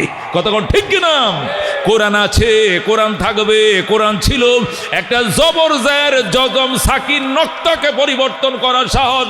এই ১৫০০ বছরে কেউ পায় না, এই কিয়ামতের আগেও কেউ পাবে না, পাবে না, পাবে না। কথা ঠিক কিনা? মনের মাঝে শুধু এই বেদনা, আসবে কবে সেই সূর্য সেনা, যারা করবে জারি কোরআনে যে ধরায়, যারা করবে জারি কোরআনে যে ধরায়। ঠিক কিনা? যাদের বাবে আজ এই হতাশা পূরণ করিবে যারা জাতির আশা, তাদেরই পথ চেয়ে আমি অসহায়, করব জারি কোরআনে যে ধরায়, যারা করবে জারি কোরআনে যে ধরায়। মনের মাঝে শুধু এই বেদনা, আসবে কবে সেই সূর্য সেনা, যারা করবে জারি কোরআনে যে ধরায়। ৫৩ বছরে সব দেখছি, একবারের মতো আল্লাহর কোরআন দেখতে সংসদে কারা কারা রাজি আছো? হাত বাড়াও। লিল্লাহি তাকবীর। আল কোরআনের আলম, আল হাদিসের আলম, আল্লাহ তুমি কবুল করে ধরে কোন আমিন। মেরে ভাই ও দোস্ত বুজুর্গ, রিপোর্ট দেওয়ার পর সংসদ থেকে তারা আইন পাস করছে। কি আইন? আজকের থেকে প্রজ্ঞাপন জারি করা হলো, আল্লাহর কোরআনের তেলাওয়াত হলে বিঘ্নতা ঘটাইবা, তাফসির হলে ডিস্টার্ব করবা, অযথা ঝগড়া লাগাইবা, ক্যাসাল তৈরি করবা, যেন ঠান্ডা মাথায় তাফসির মানুষে শুনতে না পারে। আছে না নাই? যে কোনো তাফসির মাহফিল, ওয়াজ মাহফিল দেখবেন, আঙ্গুল বাজা লইয়া, জিলাফি লইয়া, গজা লইয়া, কসমিটার দোকান লইয়া, দোকান বসা নিয়ে, খারানি নিয়ে হুদায় ঝগড়া লাগে গেছে। কথা ঠিক কিনা? অর্থাৎ শয়তান মানুষের শুরুতে ভিতরে ঢুকে কাস্টমার সেজে, আমি উনার আগে লাইনে দাঁড়াইছি, আমার সিগারেটটা আগে না দিয়ে উনারা দিলেন কেন? এই দোকানে এনে বসতে পারবে না, সরেন, উঠেন উঠেন দোকান। এই দোকানওয়ালাকে আমি উঠবো কেন?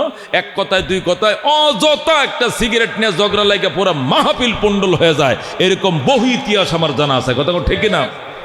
এই জন্য বন্ধু, মেরে ভাই ও দুস্থ বুজুর্গ, বেঈমানরা কাফেররা যখন রিপোর্ট পাইছে আল্লাহর কোরআনের শোধায় ওমর কালমা পড়ে মুসলমান হইছে, তখন তারা সংসদ থেকে বিলান করছে, ওয়াকাল আল্লাযীনা কাফারু লা তাসমাউ লিহাযাল কোরআন ওয়ালগাউ ফীহি লাআল্লাকুম তাগলিবুন। কাফেররা সিদ্ধান্তে উপনীত হলো এবং তারা প্রজ্ঞাপন জারি করে ফেললো। সংসদ, মক্কার সংসদ থেকে তারা প্রজ্ঞাপন জারি করে বলল, লা তাসমাউ লিহাযাল কোরআন, আজকের থেকে তোমরা কেউ কোরআন শোনো না। উমরের মতো লৌহ মানব যদি কোরআন শুনে কালমা পড়তে পারে, তুমি আর আমি এটা কোনো ব্যাপারেই না, 2 মিনিট ঠিকবা না, কোরআনের সামনে মুসলমান হয়ে যাইবা। এই জন্য আজকের থেকে কেউ আল্লাহর কোরআন শুনতে পারবা না। কি করবো? ওয়ালগাউ ফীহি, আরো ডিস্টার্ব করবা কোরআনের তাফসিরে, লাআল্লাকুম তাগলিবুন, তাহলেই মাত্র বিজয় ধরে রাখতে পারবা। জোরে কর নাউযুবিল্লাহ।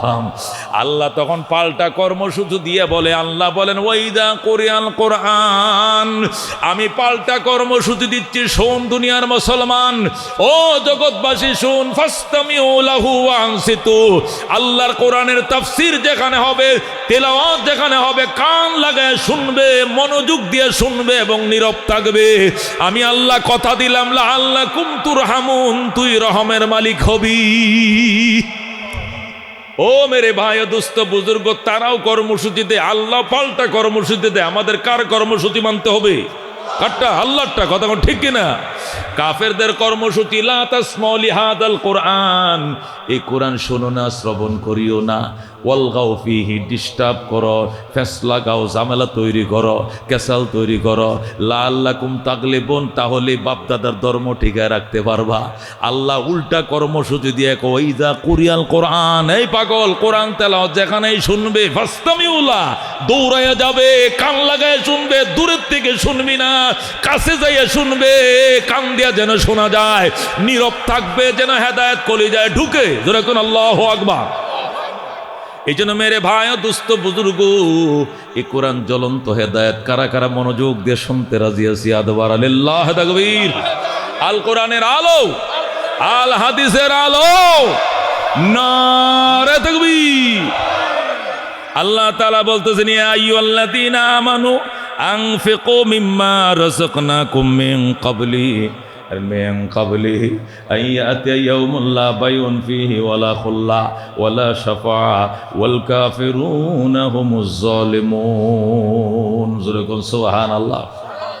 কালকে গতকালকের তাফসীরের মধ্যে আপনারা শুনেছেন, এখানে হযরতে তালুত এবং জালেম বাদশাহ জালুতের একটা হিস্টোরি গেছে কিনা? হযরতে দাউদ আলাইহিস সালাম, তিনি তখন নবী হন নাই, বয়স তার 40 হয় নাই।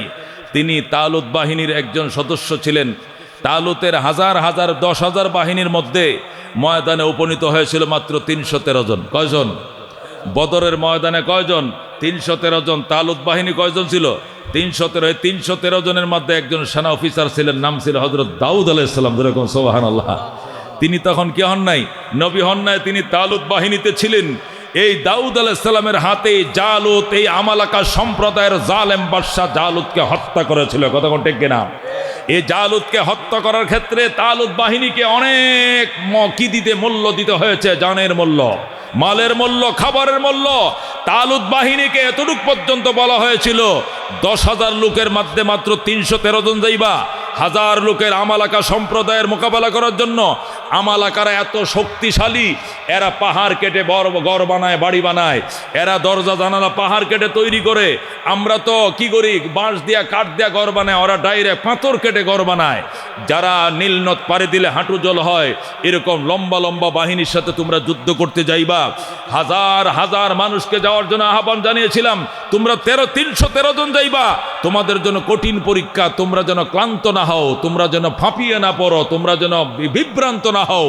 এই জন্য সাঁতার কেটে নদী পার হইবা, তৃষ্ণায় দিল কাতর থাকবে, কিন্তু পানি পান করতে পারবা না। কতক্ষণ ঠিক কিনা? গতকালকে আলোচনা হয়েছে কিনা? আলোচনা করেছেন কিনা? পানি পান করলে একটা মানুষ পিপাসার মধ্যে অতিরিক্ত পানি পান করলে ক্লান্ত হয়ে যায়, তখন আর সে লড়তে পারে না, শরীর গাম দিয়ে দেয়। শরীর পানি তো, পানি নিজের শরীরকে পানা তেজ কমিয়ে দেয়। হযরতে দাউদ আলাইহিস সালাম সহ তার বাহিনী 313 জন, এরা শুধুমাত্র অনুমতি দেওয়া হলো যদি দেখো যে জীবনটা বের হয়ে যাচ্ছে তৃষ্ণায়, তাহলে এইভাবে হাতের চোল দিয়া 1 চোল, সর্বোচ্চ 3 চোল পানি পান করতে পারবা। এছাড়া গাল পানিতে লাগাইয়া যে টানতে থাকবা, এটা হবে না, তাহলে পরাজিত হইবা। কথা ঠিক কিনা? এ তালুত বাহিনীকে, জালুত বাহিনীর মোকাবেলা করার জন্য জানের ত্যাগ দিতে হয়েছে, মালের ত্যাগ দিতে হয়েছে, খাবারের ত্যাগ দিতে হয়েছে, শক্তির ত্যাগ দিতে হয়েছে, দুঃসাহসের ত্যাগ তাদের নজরানা দিতে হয়েছে। সর্বশেষ আল্লাহ রাব্বুল আলামিন বলেন, এইভাবে দিনকে প্রতিষ্ঠা করার জন্য শুধু জান দিলে হবে না, শক্তি দিলে হবে না, সাহস দিলে হবে না, তোমাদেরকে আল্লাহর দেওয়া সম্পদ থেকে আল্লাহর পথে ব্যয় করতে হবে। কতক্ষণ ঠিক কিনা? এই জন্য এক পর্যায়ে আল্লাহ বলেন, আইয়ুহাল্লাযীনা আমানু, ওহে বিশ্বাসীরা, ওরে ঈমানদারেরা, আনফিকু মিম্মা রাযাকনাকুম, খরচ করো, বিলিয়ে দাও আল্লাহর পথে যা আমি তোমাদেরকে দিয়েছি। তোমাদের কাছে আমি কি চাইব? আমি আল্লাহ মহান, তোমাদের কাছে কিছু চাইতে পারি না। তোমরা তো মহান নও, আমি হইলাম মহান। আমার কাছে সম্পদের ভাণ্ডার, তোমাদের কাছে সম্পদের ভাণ্ডার নয়। তোমরা আমাকে কি দিবা? আমি যা তোমাদেরকে দিয়েছিলাম সেখান থেকে কিছু খরচ করো। যেরকম সুবহানাল্লাহ। তোমাদের কিছু আমার পথে খরচ করার দরকার নাই। তোমাদের জিনিস আমার জন্য খরচ করলে আমি আল্লাহ তোমার দিকে মুখাপেক্ষী হয়ে যাব। আমি তোমার জিনিস চাইব কেন? আমারটা আমি চাই। যেরকম আল্লাহু আকবার। আমারটা যেটা আমি তোমাকে দান করেছি সেখান থেকে তুমি আমার পথে খরচ করো। মিন কাবলি আইয়াতিয়া ইয়াউমুল্লা বাইউন ফিহি ওয়ালা খুল্লা ওয়ালা শাফা। ওই দিন আসার আগে আমার পথে খরচ করো। ওই দিন আসার আগে কোন দিন? যেদিনে কোনো বেচা নাই, কোনো ক্রয় নাই, কোনো বিক্রয় নাই, কোনো বন্ধুত্ব নাই, কোনো দুস্তি নাই, কোনো সুপারিশ নাই। ওই দিন আসার আগে আল্লাহর পথে তুমি খরচ চালিয়ে যাও। হুজুর সুবহানাল্লাহ। ওই দিনটা হলো কিয়ামতের দিন। কোন কি দিন? কিয়ামতের দিন তিন জিনিস নাই। কোন কয় জিনিস নাই? কিয়ামতের দিন তিনটে জিনিস নাই। মানুষ যদি দুনিয়াতে অভাবে পড়ে, টাকা থাকলে তিনোটাই কিনা যায়, বেচা কিনা করে। কাঁঠাল খাইতে মন চায় কাঁঠাল পাওয়া যায়, ইলিশ মাছ খাইতে মন চাইছে ইলিশ মাছ পাবেন, আম খাইতে মন চাবে আম পাবেন, দই খাইতে মন চাবে দই পাবেন। টাকা থাকলে হরিণের মাথাও পাওয়া যায়। কথা কোন ঠিক কিনা? আল্লাহু আকবার। দুনিয়াতে মানুষ যখন চাহিদার সম্মুখীন হয়, তিনটা জিনিস দিয়ে চাহিদা পূরণ করে। এক নম্বরে কেনা বেচা দিয়ে চাহিদা পূরণ করে। যাদের কাছে টাকা নাই, পয়সা নাই, ওরা চাহিদা পূরণ করে বন্ধুত্ব দিয়া। কথা কোন ঠিক কিনা? ও দোস্ত, তুই আমার বন্ধু লাগস, তোর খেজুর গাছ থেকে তুই 5 কেজি রস নামাইছু, আমার কাছে খেজুরের রস কিনে খাওয়ার মতো পয়সা নাই, কিন্তু তুই আমার বাল্য বন্ধু।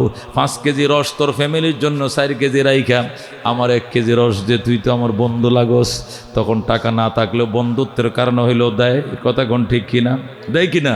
মানুষ নিজের চাহিদা পূরণ করে 3 জিনিস দিয়া। কয় জিনিস দিয়া? প্রথম চাহিদা পূরণ করে কেনা বেচা দিয়া। তরকারি নাই, বাজারে যাও তরকারি পাওয়া যাবে। মাছ নাই, বাজারে যাও মাছ পাওয়া যাবে। গোশ নাই, বাজারে যাও গোশ পাওয়া যাবে। কাপড় নাই, বাজারে যাও কাপড় পাওয়া যাবে। মাইক নাই, বাজারে যাও মাইক পাওয়া যাবে। টাইস নাই, বাজারে যাও টাইস পাওয়া যাবে। সিমেন্ট নাই, বাজারে সিমেন্ট পাওয়া যায়। টাকা হইলে সব পাওয়া যায়। কথা ঠিক কিনা? মানুষ 1 নম্বরে চাহিদা পূরণ করে ক্রয় বিক্রয় দিয়া। কয় দিয়া? কেনা বেচা দিয়ে ক্রয় বিক্রয় করে।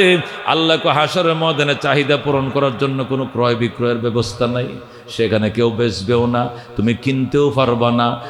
যদি কিনা বেচার পথ বন্ধ থাকে, বন্ধুত্ব দিয়ে তুমি পাই বলা খোল্লা, ওই দেশে কোনো বন্ধুত্ব নাই। আল্লাহু আকবার। বন্ধুত্ব দূরের কথা। ইয়াউমা ইয়াফিরুল মারউ মিন আখিহি। আল্লাহ বলে নিজের ভাই পর্যন্ত ভাই থেকে পালাবে। ওয়াউমা ইয়াফিরুল মারউ মিন আখিহি ওয়া উম্মিহি ওয়া আবিহি ওয়া সাহিবাতিহি ওয়া বানি। আল্লাহ বলেন নিজের মা সন্তান থেকে পালাবে। মা বলবে তুমি আমার সন্তান নও, সন্তান বলবে তুমি আমার মা লাগো না, বাবা বলবে তোমার আমি চিনি না, সন্তান বলবে তুমি আমার বাপ লাগো না, ভাই বাইরে চিনবে না, বিবি স্বামীরে চিনবে না। যে বিবির জন্য জীবনে সব করলা, ওই বিবি ডাইরেক্ট ও সাহেবাতি। সাহেবা মানে জাউজা, স্ত্রী।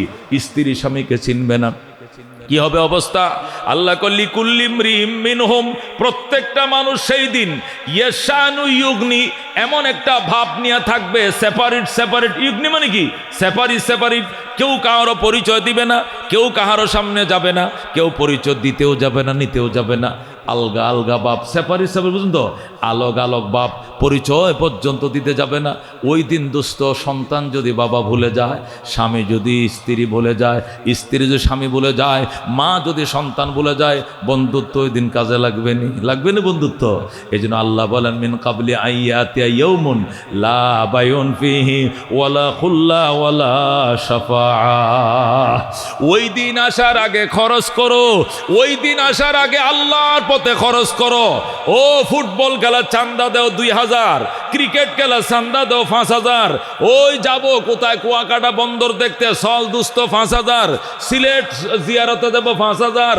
কক্সবাজার বা পিকনিকে যাব 10000। কিন্তু তফসিরের চান্দা 500 দিতেই কটে আনাই। ঠিক কিনা? এত তফসির দেওয়া ওই বকি। হুজুররা কি কইব? হুজুরা তো কোরআন হাদিসের কথা কবে, হুজুরা কি মিশা কথা কইব নি? এটা হুননের দরকার কি আছে? আবার কোরআনের জিনিস কোরআনে থাক, এটা শুনলে কি না শুনলে কি?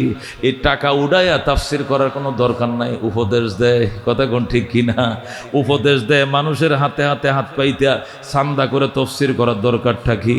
আল্লাহু আকবার। যার কারণে কর্তৃপক্ষ কাহারও কাছে কোনো চান্দা করে না, নিজেরা চাঁদা দিয়া কোরআনের মেলা বসাইছে। কথা কোন ঠিক কিনা?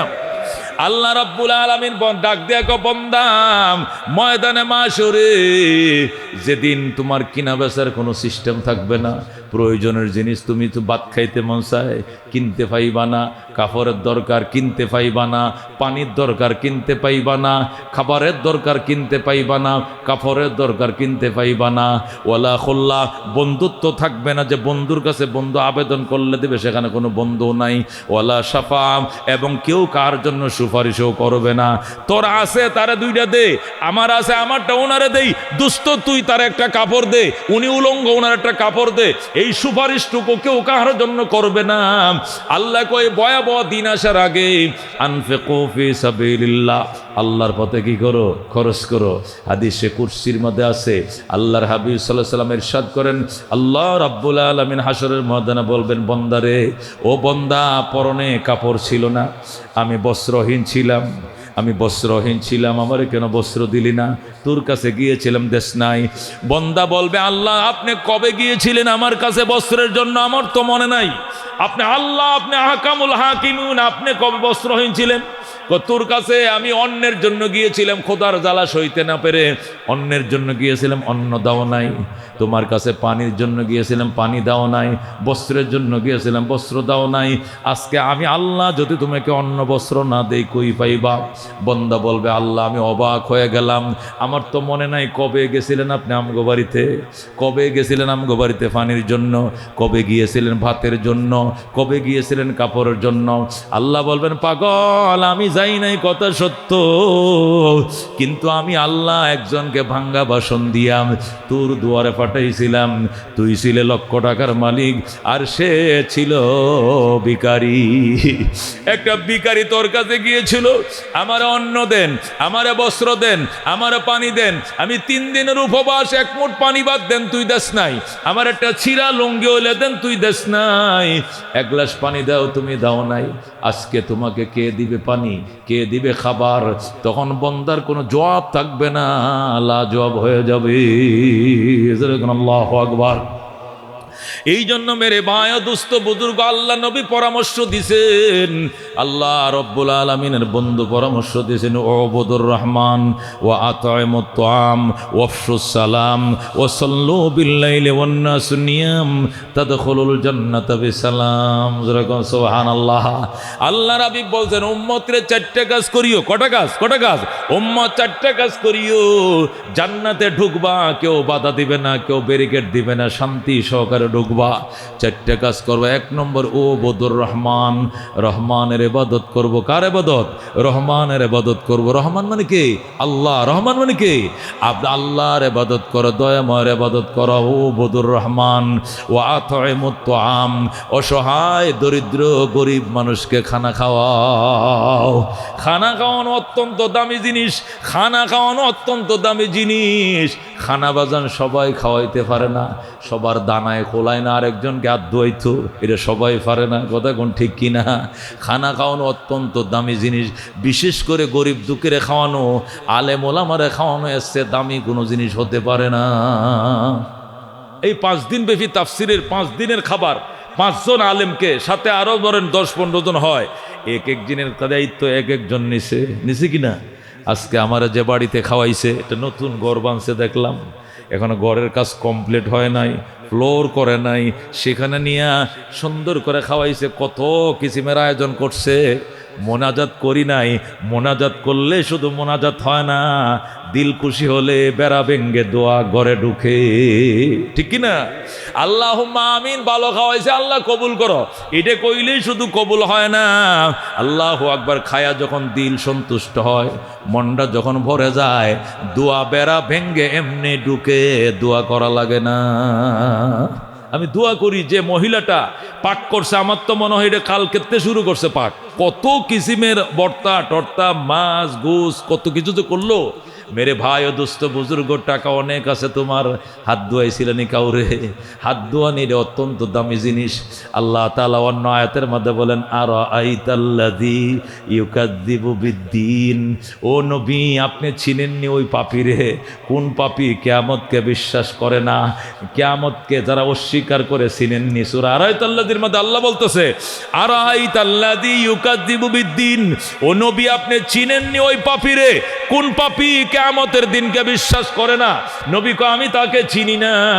আল্লাহ চিনায় দিতেছেন, আল্লাহ কয় ফাযালিকাল্লাযী ইয়াদউল ইয়াতীম, কিয়ামতকে বিশ্বাস করে না ওই পাপী যে পাপী ইয়াদউল ইয়াতীম, ইয়েতিমকে ধাক্কা মেরে তাড়িয়ে দেয়। যেরকম নাউযুবিল্লাহ, যে পাগল এতিমকে ধাক্কা মেরে তাড়িয়ে দেয়, ই কিয়ামতের ভয়াবহ দিনকে বিশ্বাস করে না। ওয়ালা ইয়াহুদ্দু আলা তুআমিল মিসকিন, এবং মিসকিনদেরকে খানা খাওয়াইতে সে কোনোদিন উদ্বুদ্ধ করে না। নিজেও গরিব দুঃখীরে কোনোদিন খাওয়ায় না, অন্য যদি খাওয়ায় খাওয়াইস নাই রে, খাওয়ায় কোনো লাভ নাই। আছে না নাই? কিছু পাপী আছে নিজেও কোনোদিন আর দোয়ায় নাই, মসজিদের ইমাম সাহেবরে কইতে পারবো না কোনোদিন দাওয়াত করে খাওয়াইছে, আবার অন্যরা যদি খাওয়ায় দেখছো নি হুজুর লয়ে হাঁটে, দেহ এখন মৌলবী এখন রাজাকার হয়ে যাইতেছে আমার দুস্থটা, রাজাকার লয়ে হাঁটে, রাজাকার লয়ে হাঁটে, হুজুর লয়ে হাঁটলে বলে রাজাকার হয়ে যায়। আছে না এরকম? আছে কিনা এরকম? আল্লাহু আকবার। আল্লাহ বলেন ফাযালিকাল্লাযী, ওই লোকটা কিয়ামতকে বিশ্বাস করে না। আর আইতাল্লাযী ইউকাযযিবু বিদ্দীন, আল্লাহ বলে আমার বন্ধু আপনি চিনেননি ওই পাপীকে যে পাপী কিয়ামতকে বিশ্বাস করে না। ফাযালিকাল্লাযী ইয়াদউল ইয়াতীম, সে হলো ওই পাপী যে এতিমকে ধাক্কা মেরে তাড়িয়ে দেয়। ওয়ালা ইয়াহুদ্দু আলা তুআমিল মিসকিন, এবং মিসকিনদেরকে দরিদ্রদেরকে খানা খাওয়াইতে সে উৎসাহ দেয় না, সে নিরুৎসাহিত করে, নিরুৎসাহিত করে খাওয়াইস না, এডিরে খাওয়াইলে কি লাভ, এডিরে খাওয়াইলে কি লাভ। জোরে কর নাউযুবিল্লাহ। আল্লাহর হাবিব বলেন, ও আবুদুর রহমান, ও আমার উম্মতেরা রহমানের ইবাদত করবা। ও আতইমুত তুআম, অসহায় দরিদ্র গরিব আলেম উলামা বুজুর্গানে দিন মুরব্বীদেরকে খানা খাওয়াইবা। ও আবুদুর রহমান, রহমানের ইবাদত করবা। ও আতইমুত তুআম, খানা খাওয়াইবা, মানুষকে খানা খাওয়াইবা। ওয়াফশুস সালাম, সালামকে প্রচার এবং প্রসার করবা। দেখা মাত্র সালাম দিবা, আসসালামু আলাইকুম ওয়া রাহমাতুল্লাহ। 100 বছরের আল্লাহ দুশ্মনী বন্ধ হয়ে যাবে। 10 বছর ধরে কথা বলো না, দেখা মাত্রই সালাম দিয়ে দিবা, দেখবা সাথে সাথে তার দিল খুশি হয়ে যাবে, তোমার সাথে বন্ধুত্ব বানায় নেবে। সুবহানাল্লাহ। আল্লাহর হাবিব কয় 4টা কাজ করবা। 1 নম্বর ও আবুদুর রহমান, ও আবুদুর রহমান, রহমানের ইবাদত করবা। 2 নম্বর ও আতইমুত তুআম, অসহায়কে খাওয়াইবা, মানুষকে খানা খাওয়াইবা, মানুষকে খানা খাওয়াইবা। আল্লাহু আকবার। বিনিময় ছাড়া খানা খাওয়াবেন, কেমনে খাবেন? বিনিময় ছাড়া খানা খাওয়াবেন। একদিক দিয়ে খানা খাওয়াবেন, আরেক দিক দিয়ে টেবিল ফাইতে বসে থাকবেন, 500 টাকা দিয়া যান, 1000 টাকা দিয়া যান। ওই খানা খাওয়াইতে নবী কয় নাই, কথা কোন ঠিক কিনা? এখন তো খানা খাওয়া ফ্যাশন হয়ে গেছে। খানা খাওয়ানোর আগে হিসাব করে খাওয়াইতে কত যাবে, কয় 1 পিস মুরগি, আর মনে করেন 5 টুকরা গরু, 2টা আলু, সাথে সবজি, আবার একটু দধি, যাবো 300 তো যাইবি। 300-র কমে খাওয়ানো যেত না। অসুবিধা কি? 300 গেলে কমপক্ষে 500 তো দিব, তো 200 টাকা তো ব্যবসা থাকবো, লাভ থাকবো। এই জন্য খানার আয়োজন করে, গরু জবে করছে, বাহিরে রান্না বান্না চলছে, অনেক ডেক পাতিলে রান্না চলছে, হাজার হাজার মানুষ দাওয়াত দিছে, কার্ড দিয়ে দাওয়াত দিয়ে খাওয়া। খবরদার দাওয়াতটা যেন মিস করুন না, খবরদার দাওয়াতটা যেন মিস করুন না। দাওয়াত পাইছে গরিব একজনও পায় না, সব ধনীরা পাইছে। কতক্ষণ ঠিক কিনা? 500 টাকা যারা দিতে পারবে এদেরকে দাওয়াত দিছে। দুস্থ কে কইছে খানা তুমি খাওয়াইতে? এটা তো তুমি হালকাতা করছো, কিতা করছো? দোকান বাগের হালকাতা করছো তুমি। একদিক দিয়ে খানা, আর একদিক দিয়ে টাকা। কথা কোন ঠিক কিনা? মেরে দোস্ত, এই খানার কথা আল্লাহ বলে নাই আর আইতাল্লাযী ইউকাযযিবু বিদ্দীন ফাযালিকাল্লাযী ইয়াদউল ইয়াতীম ওয়া লা ইয়াহুদ্দু আলা তুআমিল মিসকিন ফাওয়াইলুল লিল মুসাল্লিন আল্লাযীনা হুম আন সালাতিহিম সাহুন আল্লাযীনা হুম ইউরাউনা ওয়া ইয়ামনাউনাল মাউন। যা হোক মেরে ভাই ও দুস্থ বুজুর্গ, আমি যে কথাটা বলতেছিলাম সেটি হলো গরিব দুঃখীরে খাওয়াইবাম। আল্লাহ নবী বলছেন, ও আবুদুর রহমান, রহমানের ইবাদত করো। ওয়া আতইমুত তুআম, মানুষকে খানা খাওয়াও, নিঃস্বার্থ খানা খাওয়াইবা। লিখে দিবা নো গিফটেড সিস্টেম, এখানে কোনো গিফট সিস্টেম নেই। এর তালাবাড়ি কলসি টাকা পয়সা কিচ্ছু দিতে হবে না। আমি গরিব মানুষ, আমি আপ্যায়ন করার নিয়ত করছি, একটা গরু জবে করছি, শুধু খায়া চলে যাবেন, খায়া চলে যাবেন। তা এইগুলো খানা খাওয়াইলেও সব, খাইলেও সব, কথা কোন ঠিক কিনা? আর টাকা দিয়ে খাইলেও গুনাহ, খাওয়াইলেও গুনাহ, কথা কোন ঠিক কিনা? মেরে ভাই ও দোস্ত বুজুর্গ, এই জন্য আল্লাহ কোরআনের মধ্যে বলছেন ইয়া আইয়ুহাল্লাযীনা আমানু, হে ঈমানদারেরা, আনফিকু মিম্মা রাযাকনাকুম, যে রিজিক আমি তোমাকে দিয়েছি সেখান থেকে খরচ করো। মিন ক্বাবলি আন ইয়াতি ইয়াউমুন, ওই দিন আসার আগে, লা বায়ুন ফিহি ওয়ালা খুল্লা ওয়ালা শাফা, ওই দিন আসার আগে যেদিন কোনো বেচা কিনাও নাই, যেদিন কোনো বন্ধুত্ব নাই, যেদিনের জন্য কোনো সুপারিশও একে অপরের চলবে না, ওই দিন আসার আগে মানুষকে মুক্ত হস্তে খানা খাওয়াও, মুক্ত হস্তে দান করো, সাদাকা করো। বুখারীর হাদিস, নবী বলছেন as-সাদাকাতু তারুদ্দুল বালা ওয়া তাজিদু ফিল উমর। তালিকান টিকা সূত্রে, বুখারীর মধ্যে হাদিসটা টিকা সূত্রে আসছে। আল্লাহ নবী কোন, মানুষ যদি সাদাকা করে, দান খয়রাত করে, দুইটা লাভ। কটা লাভ? এক নম্বরে তারুদ্দুল বলা, আল্লাহ তার নামে অনেক বলা মুসিবত রাখছিল, এগুলো মীমাংসা করে দিবেন, আল্লাহ মাফ করে দিবেন। একটা ফুরা উঠছিল, এখান থেকে ইনফেকশন হয়ে ক্যান্সার ছড়ায় পড়তে পারত, কিন্তু সে এটা অপারেশনের আগে চুপে চুপে মিসকিন খাওয়ায় দিছে, নাহলে এতিমখানাটা খাসি দিয়ে দিছে, এটা ছাগল দিয়ে দিছে। আল্লাহ ফুরাটার অপারেশন সাকসেস হয়েছে, ক্যান্সার ছড়ায় নাই, লক্ষ টাকার জীবন তার হেফাজত হয়ে গেছে। কথা কোন ঠিক কিনা? যে কোনো একটা আঙ্গুলে উষ্টা খাইছো, এই উষ্টার থেকে ক্যান্সার সারা শরীরে ছড়াইতে পারে। আল্লাহু আকবার। বড় বড় রোগ থেকে আল্লাহ তোমাকে হেফাজত করবে, অ্যাক্সিডেন্ট থেকে হেফাজত করবে, বলা দূর করবে, তাজিদু ফিল উমর, হায়াত বাড়াবে। আল্লাহ কি বাড়াবে? সদকার দ্বারা দুটো জিনিস বাড়বে, একটা তাজিদু ফিল তারুদ্দুল বলা, দুই নম্বর তাজিদু ফিল উমর। এক নম্বরে আল্লাহ মুসিবত থেকে তোমাকে হেফাজত করবে, দুই নম্বর আল্লাহ দীর্ঘ হায়াত তোমাকে দেবে। যেরকম সুবহানাল্লাহ। আল্লাহ বলেন ওয়াল কাফিরুনা হুমুজ জালিমুন, আর কাফেররা হলো অরিজিনাল অত্যাচারী। এরা এই কথা বিশ্বাস করে না, 10টা টাকা ফকিরের মুখে দেয় না। কথা কোন ঠিক কিনা? বদরের ময়দানে কালিব নামক একটা পুরাতন গুহার কিনারে নিয়ে একবারে সব কল্লা রাখছে। আল্লাহর হাবিব সাল্লাল্লাহু আলাইহি ওয়াসাল্লাম যুদ্ধ শেষে কল্লাগুলোর কাছে গেলেন, যায় কবিতা পড়া শুরু করছেন। ইউনাদিহিম রাসূলুল্লাহ লাম্মা, ইউনাদিহিম রাসূলুল্লাহ লাম্মা قذفناهم كباكب في الكليب ألم تجدوا كلامي كان حقا وأمر الله يأخذ بالقلوب فما نطقوا ولو نطقوا لقالوا صدقت وكنت زارعين مصيبي. سبحان الله. বুখারীর হাদিসের মধ্যে কবিতা, লম্বা কবিতা। আল্লাহ নবী সাল্লাল্লাহু আলাইহি ওয়াসাল্লাম গেলেন, যাইয়া কল্লাগুলো সামনে দাঁড়ায় নবী বলতেছেন, ওরে নিষ্ঠুরেরা, ওরে পাষণ্ডরা, ওরে নিষ্ঠুর মক্কাবাসী, কত বড় নিষ্ঠুর হলে আমার মতে এতিম অসহায় নবীকে তোরা মক্কার থেকে তাড়িয়ে দিলে। আমি নিথর নিষ্ঠুর আচরণ দেখে রাতের অন্ধকারে আমি আমার সাহাবীদেরকে নিয়ে মক্কার থেকে মদিনা চলে আসলাম। মদিনা চলে আসার পর তোরা আমাকে একটা দিন আরামে ঘুমাইতে দিলি না, একটা ওয়াক্ত ভাত তোরা আমাকে পেট ভরে খাইতে দিলি না, একটার পর একটা দাঙ্গা হাঙ্গামা জগড়া লাগিয়ে রেখেছিস। আমি তোদেরকে বারবার সতর্ক করেছিলাম, তোরা সাবধান হ, আল্লাহর ধরা বড় কঠিন ধরা। সেই দিন তোরা আমার ভবিষ্যৎবাণী শোনো নাই, আজকে কি আমার ভবিষ্যৎবাণী সত্য প্রমাণিত হয়েছে? কথা বলো না কেন, বলো সত্যি প্রমাণিত হয়েছে কি? আল্লাহ নবী সাল্লাল্লাহু আলাইহি ওয়াসাল্লাম কল্লাগুলোর সাথে সম্বোধন করে বলতেছিলেন। হযরত হাসান বিন সাবিত রাদিয়াল্লাহু তাআলা আনহু, উনি রাসূলের একজন সাহাবী, উনি কাব্যকার ছিলেন, উনি কবিতা লিখতে পারতেন। যে কোনো একটা ইস্যুকে সামনে নিলেই কয়েক লাইন কবিতা লিখতে পারতেন। হযরত হাসান দৌড়ায় গেলেন, যাই বলেন, ইয়া রাসূলুল্লাহ, আপনি কার সঙ্গে কথা বলেন? আপনি কি একা একা কথা বলেন? নবী কয়, একা একা বলছি না, আমি ওই দ্বিখণ্ডিত কল্লাগুলোর সাথে কথা বলছি। যেরকম আল্লাহু আকবার। হযরত হাসান বলেন, দ্বিখণ্ডিত কল্লার সাথে আবার কথা বলে কেমনে? এটি তো দুম নাই, আত্মা নাই, এটা তো মরা, এটা তো কল্লা শেষ। দ্বিখণ্ডিত আল্লাহ আত্মা আপনার কথাগুলোকে আর শুনে? রাসূল কয়, শুনেও উত্তরও দেয়, আমি শুনি তোমরা শোনো না। যেরকম সুবহানাল্লাহ।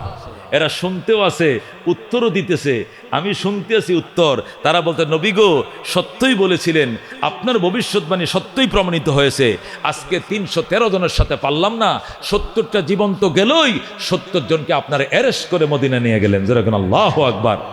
তখন হযরত হাসান বলছিলেন, তাহলে এতক্ষণ আপনি যা বললেন দাঁড়িয়ে, এটা আমি কবিতার আকারে বলি? তখন বললেন, বলো। তখন হযরত হাসান রাদিয়াল্লাহু তাআলা আনহু এই কবিতা বলছেন, ইউনাদিহিম রাসূলুল্লাহি লাম্মা ইউনাদিহিম রাসূলুল্লাহি লাম্মা قذفناهم كباكب في القليب ألم تجدوا كلامي كان حقا وأمر الله يأخذ بالقلوب فما نطقوا ولو نطقوا لقالوا صدقت أو كنت زارعين مصيبي الله أكبر ইউনাদিহিম রাসূলুল্লাহ, দ্বিখণ্ডিত কল্লাগুলোকে আল্লাহর হাবিব ডাক দিতেছিলেন। ইউনাদিহিম নেদা মানে ডাক দিয়েছিলেন, আর বলতেছিলেন লাম্মা কাযাফনাহুম কাবাফিল কালিবি, যখন কলিব নামক গুহার ভিতরে সবাইকে নিক্ষেপ করলাম, তখন নবী তাদেরকে ডাক দিয়া বলছিলেন, কি বলছিলেন? আলাম তাজিদু, তোমরা কি পাও নাই কালামি, আমার কথা, আমার ভবিষ্যৎবাণী হাক্কা, সত্য, আমার ভবিষ্যৎবাণীকে সত্য প্রমাণিত হয় নাই? ওয়া আমরুল্লাহ ইয়াখুযু বিল কুলুবি, মনে রাখিস রে বেঈমানের জাত, আমরুল্লাহ আল্লাহর হুকুম, ইয়াখুযু বিল কুলুবি প্রথম গ্রাস করে আত্মা। আল্লাহর অ্যাকশন পয়লা কলিজায়, কথা কোন ঠিক কিনা? আল্লাহ তোদের কলিজার মধ্যে আগে ভয় ঢুকাইছে, অটোমেটিক অস্ত্র তোদের হাত থেকে পড়ে গেছে, ছোট ছোট বাচ্চারা তোদের অ্যারেস্ট করে দুনিয়ার থেকে পাঠিয়ে দিয়েছে। যেরকম আল্লাহু আকবার। ফামা নাতাকু, হযরত হাসান বলেন ফামা নাতাকু, দ্বিখণ্ডিত কল্লাগুলো কোনো উত্তর দিতে পারছি, কোনো কথা বলতে পারছিল না। ওলাও নাতাকু, যদি বলতে পারতো লাকালু, তাহলে বলতো সাদাকাতা, ওগো নবী আপনি সত্যই বলেছেন, ও কুনতা জারাইন মুসিবি, আপনি ছিলেন সঠিক ভবিষ্যৎবাণী দানকারী। যেরকম আল্লাহু আকবার। মেরে ভাই ও দুস্থ বুজুর্গ, হযরত আলী রাদিয়াল্লাহু তাআলা আনহু বলেন, ওই দিন আমরা একবার ময়দানে যাই, যা কাফেরের কল্লা কাটি, আবার নবীরে দেখার জন্য গুহায় আসি। নবী কি করে? আয়েশা দেখি নবীর মুখে তসবিহ একটাই, সেটা কি? ইয়া হাইয়ু ইয়া কাইয়ুম বিরহমাতিকা নাস্তাগীথ, ইয়া হাইয়ু ইয়া কাইয়ুম বিরহমাতিকা নাস্তাগীথ, ওগো চিরজীবী চিরঞ্জীব, আপনার দয়া সাহায্য চাই, আপনার দয়া সাহায্য চাই। এমন অ্যাটম বোম ব্যবহার করছে নবী, এমন ইসমে আজম ব্যবহার করছে, জিব্রাইল মিকাইল ইসরাফিল আজরাইল শুদ্ধ আসমান থেকে নামায় ফেলাইছে, ফেরেশতার বহর নামায় ফেলাইছে। একবার দামি মিসাইলটা ইউজ করছে, দামি মিসাইল ইউজ করছে, আর ওই মিসাইলের নাম হলো ইসমে আজম। যেরকম সুবহানাল্লাহ। হযরত আলী বলেন, সেখানে যে নবী দোয়া করছিলেন, এখানে এই শব্দটা ছিল কি? ইয়া হাইয়ু ইয়া কাইয়ুম বিরহমাতিকা নাস্তাগীথ, ওগো চিরজীবী চিরঞ্জীব, আপনার দয়ায় সহযোগ চাই। এ হাইয়ু কাইয়ুম, এই দুইটা শব্দই আয়াতুল কুরসির মধ্যে আসছে। আল্লাহু লা ইলাহা ইল্লা হুয়াল হাইয়ুল কাইয়ুম লা তাখুযু সিনাতু ওয়ালা নাওম লাহু মা ফিস সামাওয়াতি ওয়া মা ফিল আরদ মান যাল্লাযী ইয়াশফাউ ইনদাহু ইল্লা বিইذনিহি ইয়ালামু মা বাইনা আইদিহিম ওয়া মা খালফাহুম ওয়া লা ইউহিতুনা বিশাইইন মিন ইলমিহি ইল্লা বিমা শাআ ওয়াসিআ কুরসিয়্যুহুস সামাওয়াতি ওয়াল আরদ ওয়া লা ইয়াউদুহু হিফযুহুমা ওয়া হুয়াল আলিয়্যুল আযীম। আল্লাহু আকবার। আমার মা বোনদের উদ্দেশ্যে বলছে, ও মা, ও বোনেরা, আপনাদেরকে আল্লাহ কুদরতিভাবে মাসে কমপক্ষে 3 থেকে 7 দিন 10 দিন, কমপক্ষে 3 দিন, উপরে কদিন? 10 দিন ওরা অপবিত্র থাকে। এটা কার দেওয়া? আল্লাহর দেওয়া, এটা বিধান। আল্লাহ তাদেরকে মাসে 2-4 দিন কি রাখে? অপবিত্র রাখে। এই অপবিত্রতার জামানায়, অপবিত্রতার টাইমে জিন এবং পরীরা, দুষ্কৃতিকারী অদৃশ্য শক্তিরা এদের উপর বিভিন্ন আসর করে, বদনজর দেয়, কথা কোন ঠিক কিনা? বিশেষ করে বাথরুমে, বিশেষ করে কোথায়? জিন পরীরা খাবিস কি, আল্লাহুম্মা ইন্না আউযু বিকা মিনাল খুবুসে ওয়াল খাবায়েস, খাবিস জিন আর কি খবিস পরীদেরকে খবুস আর খাবায়েস বলা হয়। এরা বেশিরভাগ বাথরুমে থাকে। এই জন্য মা বোনদেরকে সতর্ক থাকতে হবে সর্বদাই। দোয়া হিসাবে, কি হিসাবে? দোয়া হিসাবে আয়াতুল কুরসি নাপাক শরীর নিয়েও পড়তে পারবে, আয়াত হিসাবে না। কি হিসাবে? আমি দোয়া পড়তাছি আমার শরীরের বন্ধনের জন্য। কোরআনের আয়াত যদি কেউ দোয়া হিসাবে পড়ে শরীর বন্ধের জন্য, তাহলে নাপাক শরীর দিয়ে ওযু ছাড়াও পড়তে পারবে, গোসল ছাড়া করতে পারবে। দোয়া হিসাবে পড়তে হবে। দোয়া হিসাবে যদি আলহামদুলিল্লাহ সূরা পড়ে শরীর বন্ধন লেগে, তাহলে সে পারবে, নাপাক শরীর নিয়ে পারবে। কিন্তু তেলাওয়াত হিসাবে যদি পড়ে, তাহলে নাপাক শরীরে পারবে না, হারাম। কতক্ষণ ঠিক কিনা? বিশেষ করে আমার মা বোনদেরকে বলবো, আপনাদের যে সংসারের ক্যাসাল, সংসারে যে বিশৃঙ্খলা, স্বামী স্ত্রীর বনাবনি হয় না, এ দৃষ্টির কারণে হয় না। আর দৃষ্টির দেয় মেয়েদেরকে, এ 10 দিনের দৃষ্টি দেয় এমনভাবে আওলায় রাখে, বাকি 20 দিন স্বামীকে দৌড়ের উপরে রাখে। কথা কোন ঠিক কিনা? হুদাই সামান্য চুটি এই কুটি নাটি জিনিস নিয়ে এমন ঝগড়া লাগে, ঝগড়া দেয়া 3 তালাক দেয়া বাইতে বাইর করে পরে কয় আমি যেন কি করলাম বুঝতে পারি নাই গো। পরে হুজুরের কাছে যায় কয় হুজুর এটা তো কেমনে কি হয়ে গেল, আমি তো নিজেই কইতে পারি না। এতক্ষণ এতদিন কই আসিলা? শয়তানে কি দিবে? ওয়াসওয়াসা দিবে। এই ওয়াসওয়াসার থেকে বাঁচার জন্য বিশেষ করে মা বোনদেরকে, শিশু বাচ্চাদেরকে আয়াতুল কুরসি একবার আর 4 কুল একবার করে অথবা 3 বার করে পড়লার বেশি ভালো। সকাল বিকাল কালে পড়া এবার ফু দিয়ে সমস্ত শরীর মুছাইয়া দিবেন, ইনশাআল্লাহ দেখবেন মা বোনের টিকটপ থাকবে। বিশেষ করে দোয়া, ডাইন পায়ে দিয়া ঢুকবেন না, বাম পাও দিয়ে ঢুকবেন, ডাইন পাও দিয়ে বের হবেন। ঢুকার আগে দোয়া পড়ে বলেন আল্লাহুম্মা ইন্নী আউযু বিকা মিনাল খুবুসি ওয়াল খাবায়েস। বাইর হইয়া পাওটা বাহিরে রাইখা দোয়া করবেন গফরানাকা আলহামদুলিল্লাহিল্লাযী আযহাবা আন্নিল আযা ওয়া আফানি। এমন মা বোনের কাছে জিনপরি নজর কোনো দিন আসবে না।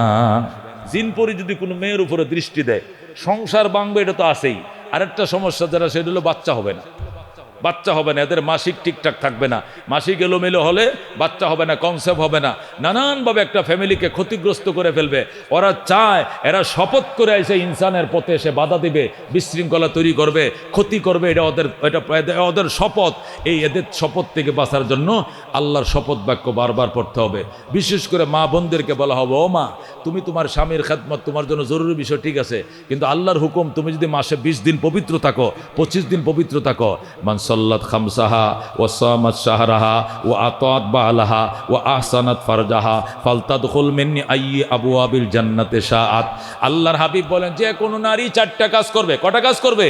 আনা আবি হুরায়রা রাদিয়াল্লাহু তাআলা আনহু قال قال رسول الله صلى الله عليه وسلم ايما امراه صلت خمسها وصامت شهرها واطاعت بعلها واحسنت فرجها فلتدخل من اي ابواب الجنه شاءت। যে কোনো নারী 4টা কাম করবে।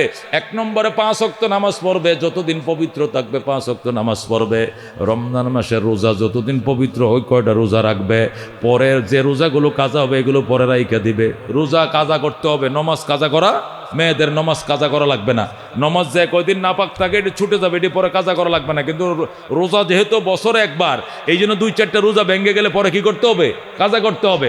আল্লাহ নবী বলেন 1 নম্বরে যে নারী 5 ওয়াক্ত নামাজ পড়বে, 2 নম্বরে আল্লাহু আকবার রমজান মাসে রোজা রাখবে, 3 নম্বরে সতীত্ব বজায় রেখে চলবে, পর্দা করে চলবে, সতীত্ব বজায় রেখে চলবে। ও দুস্থ, নিজের পেট পিঠ যেন পরপুরুষে না দেখে। মা বোনরে, তোমার পেট পিঠ যেন পরপুরুষে না দেখে। মোটা কাপড় পরবা, সমস্ত শরীর ঢাইকা রাখবা, মশারির মতো পাতলা কাপড় পরবা না।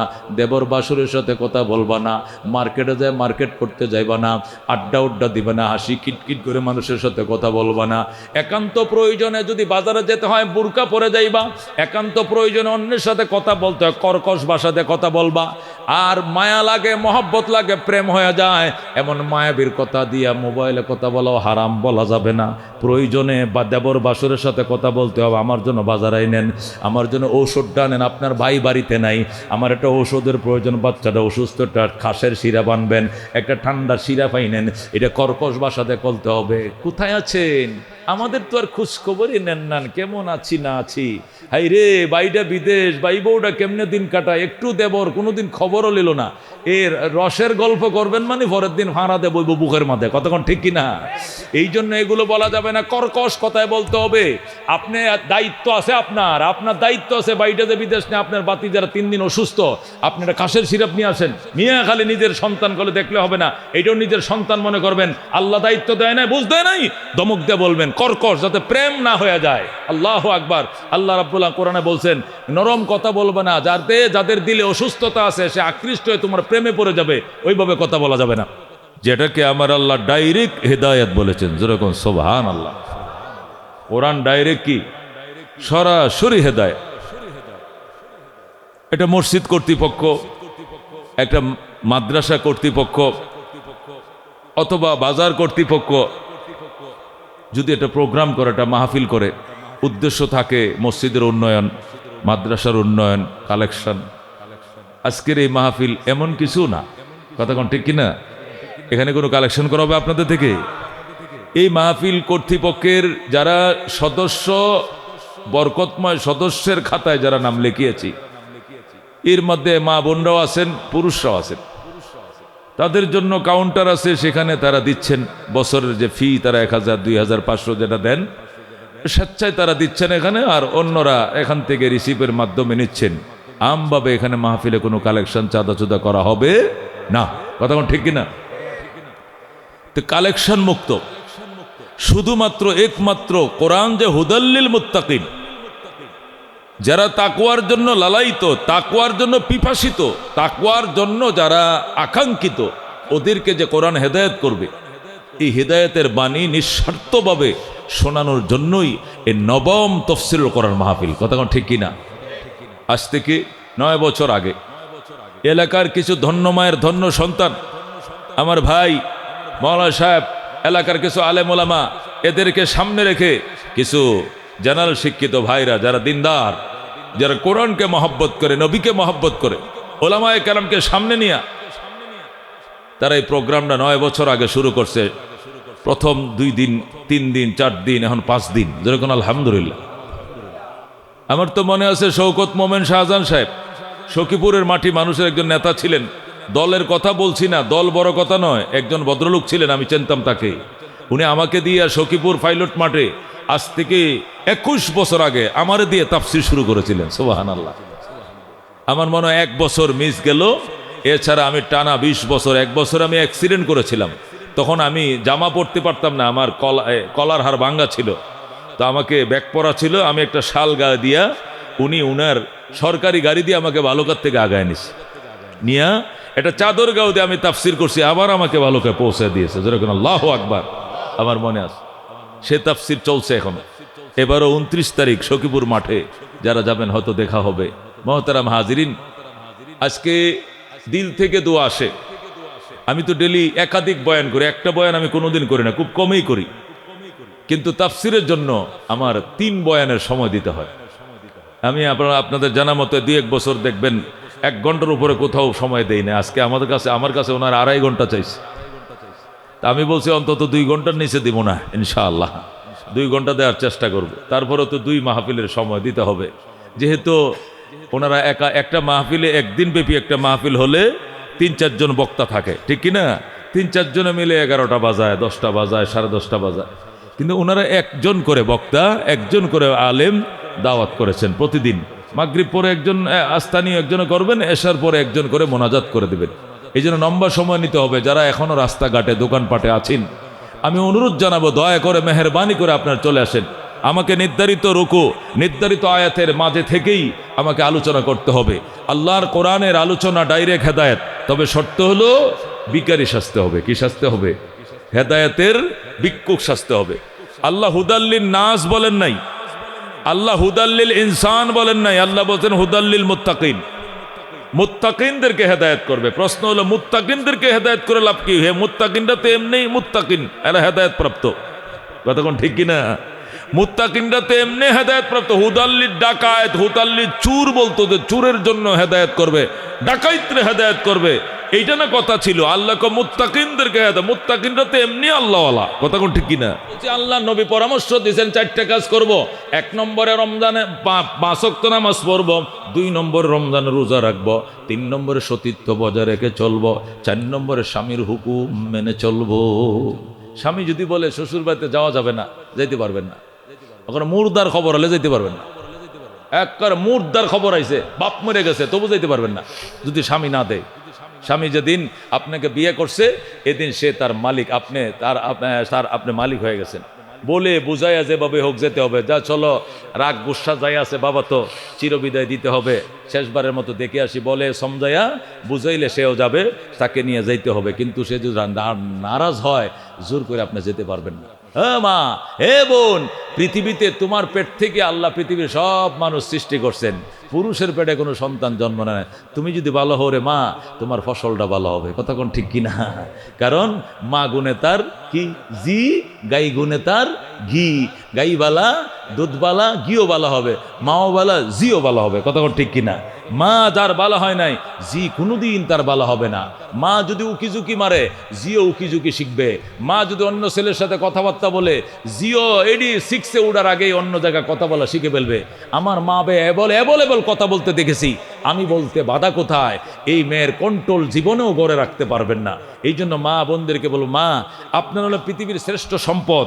আল্লাহর হাবিব বলছেন আর দুনিয়া কুল্লুহা মাতা, পৃথিবীতে যা আছে সবই তোমাদের সম্পদ, তবে খাইরু মাতায় দুনিয়া আলমার আতুস সালেহা, পৃথিবীর শ্রেষ্ঠ সম্পদ হলো একটা নেককার স্ত্রী। কতক্ষণ ঠিক কিনা? আব্দুল কাদের জিলানি নেককার স্ত্রী ঘরে জন্ম নিয়েছে। বাইজিদ বুস্তামি নেককার স্ত্রী ঘরে জন্ম নিয়েছে। দেলোয়ার হোসেন সাইদি নেককার স্ত্রী ঘরে জন্ম নিয়েছে। এই যে হাদি মারা গেল, হাদির মা একটা নেককার স্ত্রী ছিল। কতক্ষণ ঠিক কিনা? আজকে নতুবা হাদি জন্ম নিত না নাস্তিক জন্ম নিত। আজকে মুসলমান বাংলাদেশের মধ্যে এই কত বছরে 93 জন্ম নিয়ে 25-এ মারা গেছে। কত বছর হায়াত পাইছে? 93 জন, 25-এ মানে 35-37 বছর হায়াত পাইয়া আজকে লক্ষ লক্ষ মানুষের জানাজা পাইছে। হাদি কেন? আজকে ইসলামের পক্ষে থাকার কারণে, মায়ের দন্য সন্তান হওয়ার কারণে। কতক্ষণ ঠিক কিনা? আজকে কোন কবি শামসুর রহমান আর হে তিলক মিলক পরণ্যা, ওই যদি আবল তাবল বাউলের যদি কেউ মারা যাইতো, কুত্তাও এদের জানাজা যাইতো না। কতক্ষণ ঠিক কিনা? আজকে ঢাকা শহরের প্রত্যেকটা মাদ্রাসা অঘোষিতভাবে বন্ধ হয়ে গেছে। বাংলাদেশে প্রায় ঢাকা শহরে প্রায় 50,000 মতো মাদ্রাসা ছিল, সবটি মাদ্রাসা বন্ধ হয়ে গেছে। অঘোষিতভাবে হাদির জানাজায় যেতে হবে। ইউনিভার্সিটি বন্ধ, হাইকোর্ট বন্ধ, সুপ্রিম কোর্ট বন্ধ। সংসদ যারা দেশ চালায়, এই এমপিরা প্রধান উপদেষ্টা শ্রদ্ধা সেখানে হাজির, বিএনপির নেতারা হাজির, সমস্ত দলের কি যেন হারায় গেছে বাংলাদেশের। কেন ভাই? এটা দন্য মায়ের দন্য সন্তান ছিল হাদি। কতক্ষণ ঠিক কিনা? সে বলেছিল আল্লাহ রসুলের অবমাননা এটা আমরা মেনে নিব না, দুর্নীতি এটা আমরা সহ্য করবো না, দুর্নীতি বিরোধী সমাজ গড়তে চাই, এই বিনির্মাণে আল্লাহর কোরআন ছাড়া কোনো উপায় নাই। কতক্ষণ ঠিক না?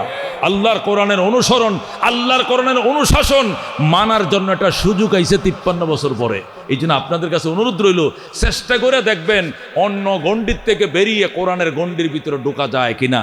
আর কিছু না হোক, অন্তত আসরের ময়দানে জবাবদিহিতার থেকে বাঁচবেন যে আল্লাহ গো 53 বছর আওয়ামী লীগ করছিলাম, 53 বছর বিএনপি করছিলাম, 53 বছর জাতীয় পার্টি, 53 বছর অন্য দল করছিলাম, মরার আগ দিয়া কোরআনের পক্ষে সাপোর্ট দিছিলাম, ফাঁস করতে পারে নাই, তবে আমি বুটটা এখানে দিছিলাম। এই উসিলা দেখেন না মাফ করা যায় কিনা। আল্লাহ মাফ করে দিতে পারেন। কথা কোন ঠিক কিনা? আল্লাহ ক্ষমা করে দিতে পারেন। যেরকম আমিন। আল্লাহ মাফ করে দেন, ক্ষমা করে দেন। আমার মা বোনদের সবাইকে 100% শরীর পর্দায় জীবনযাপন করার তৌফিক দান করেন। আমিন।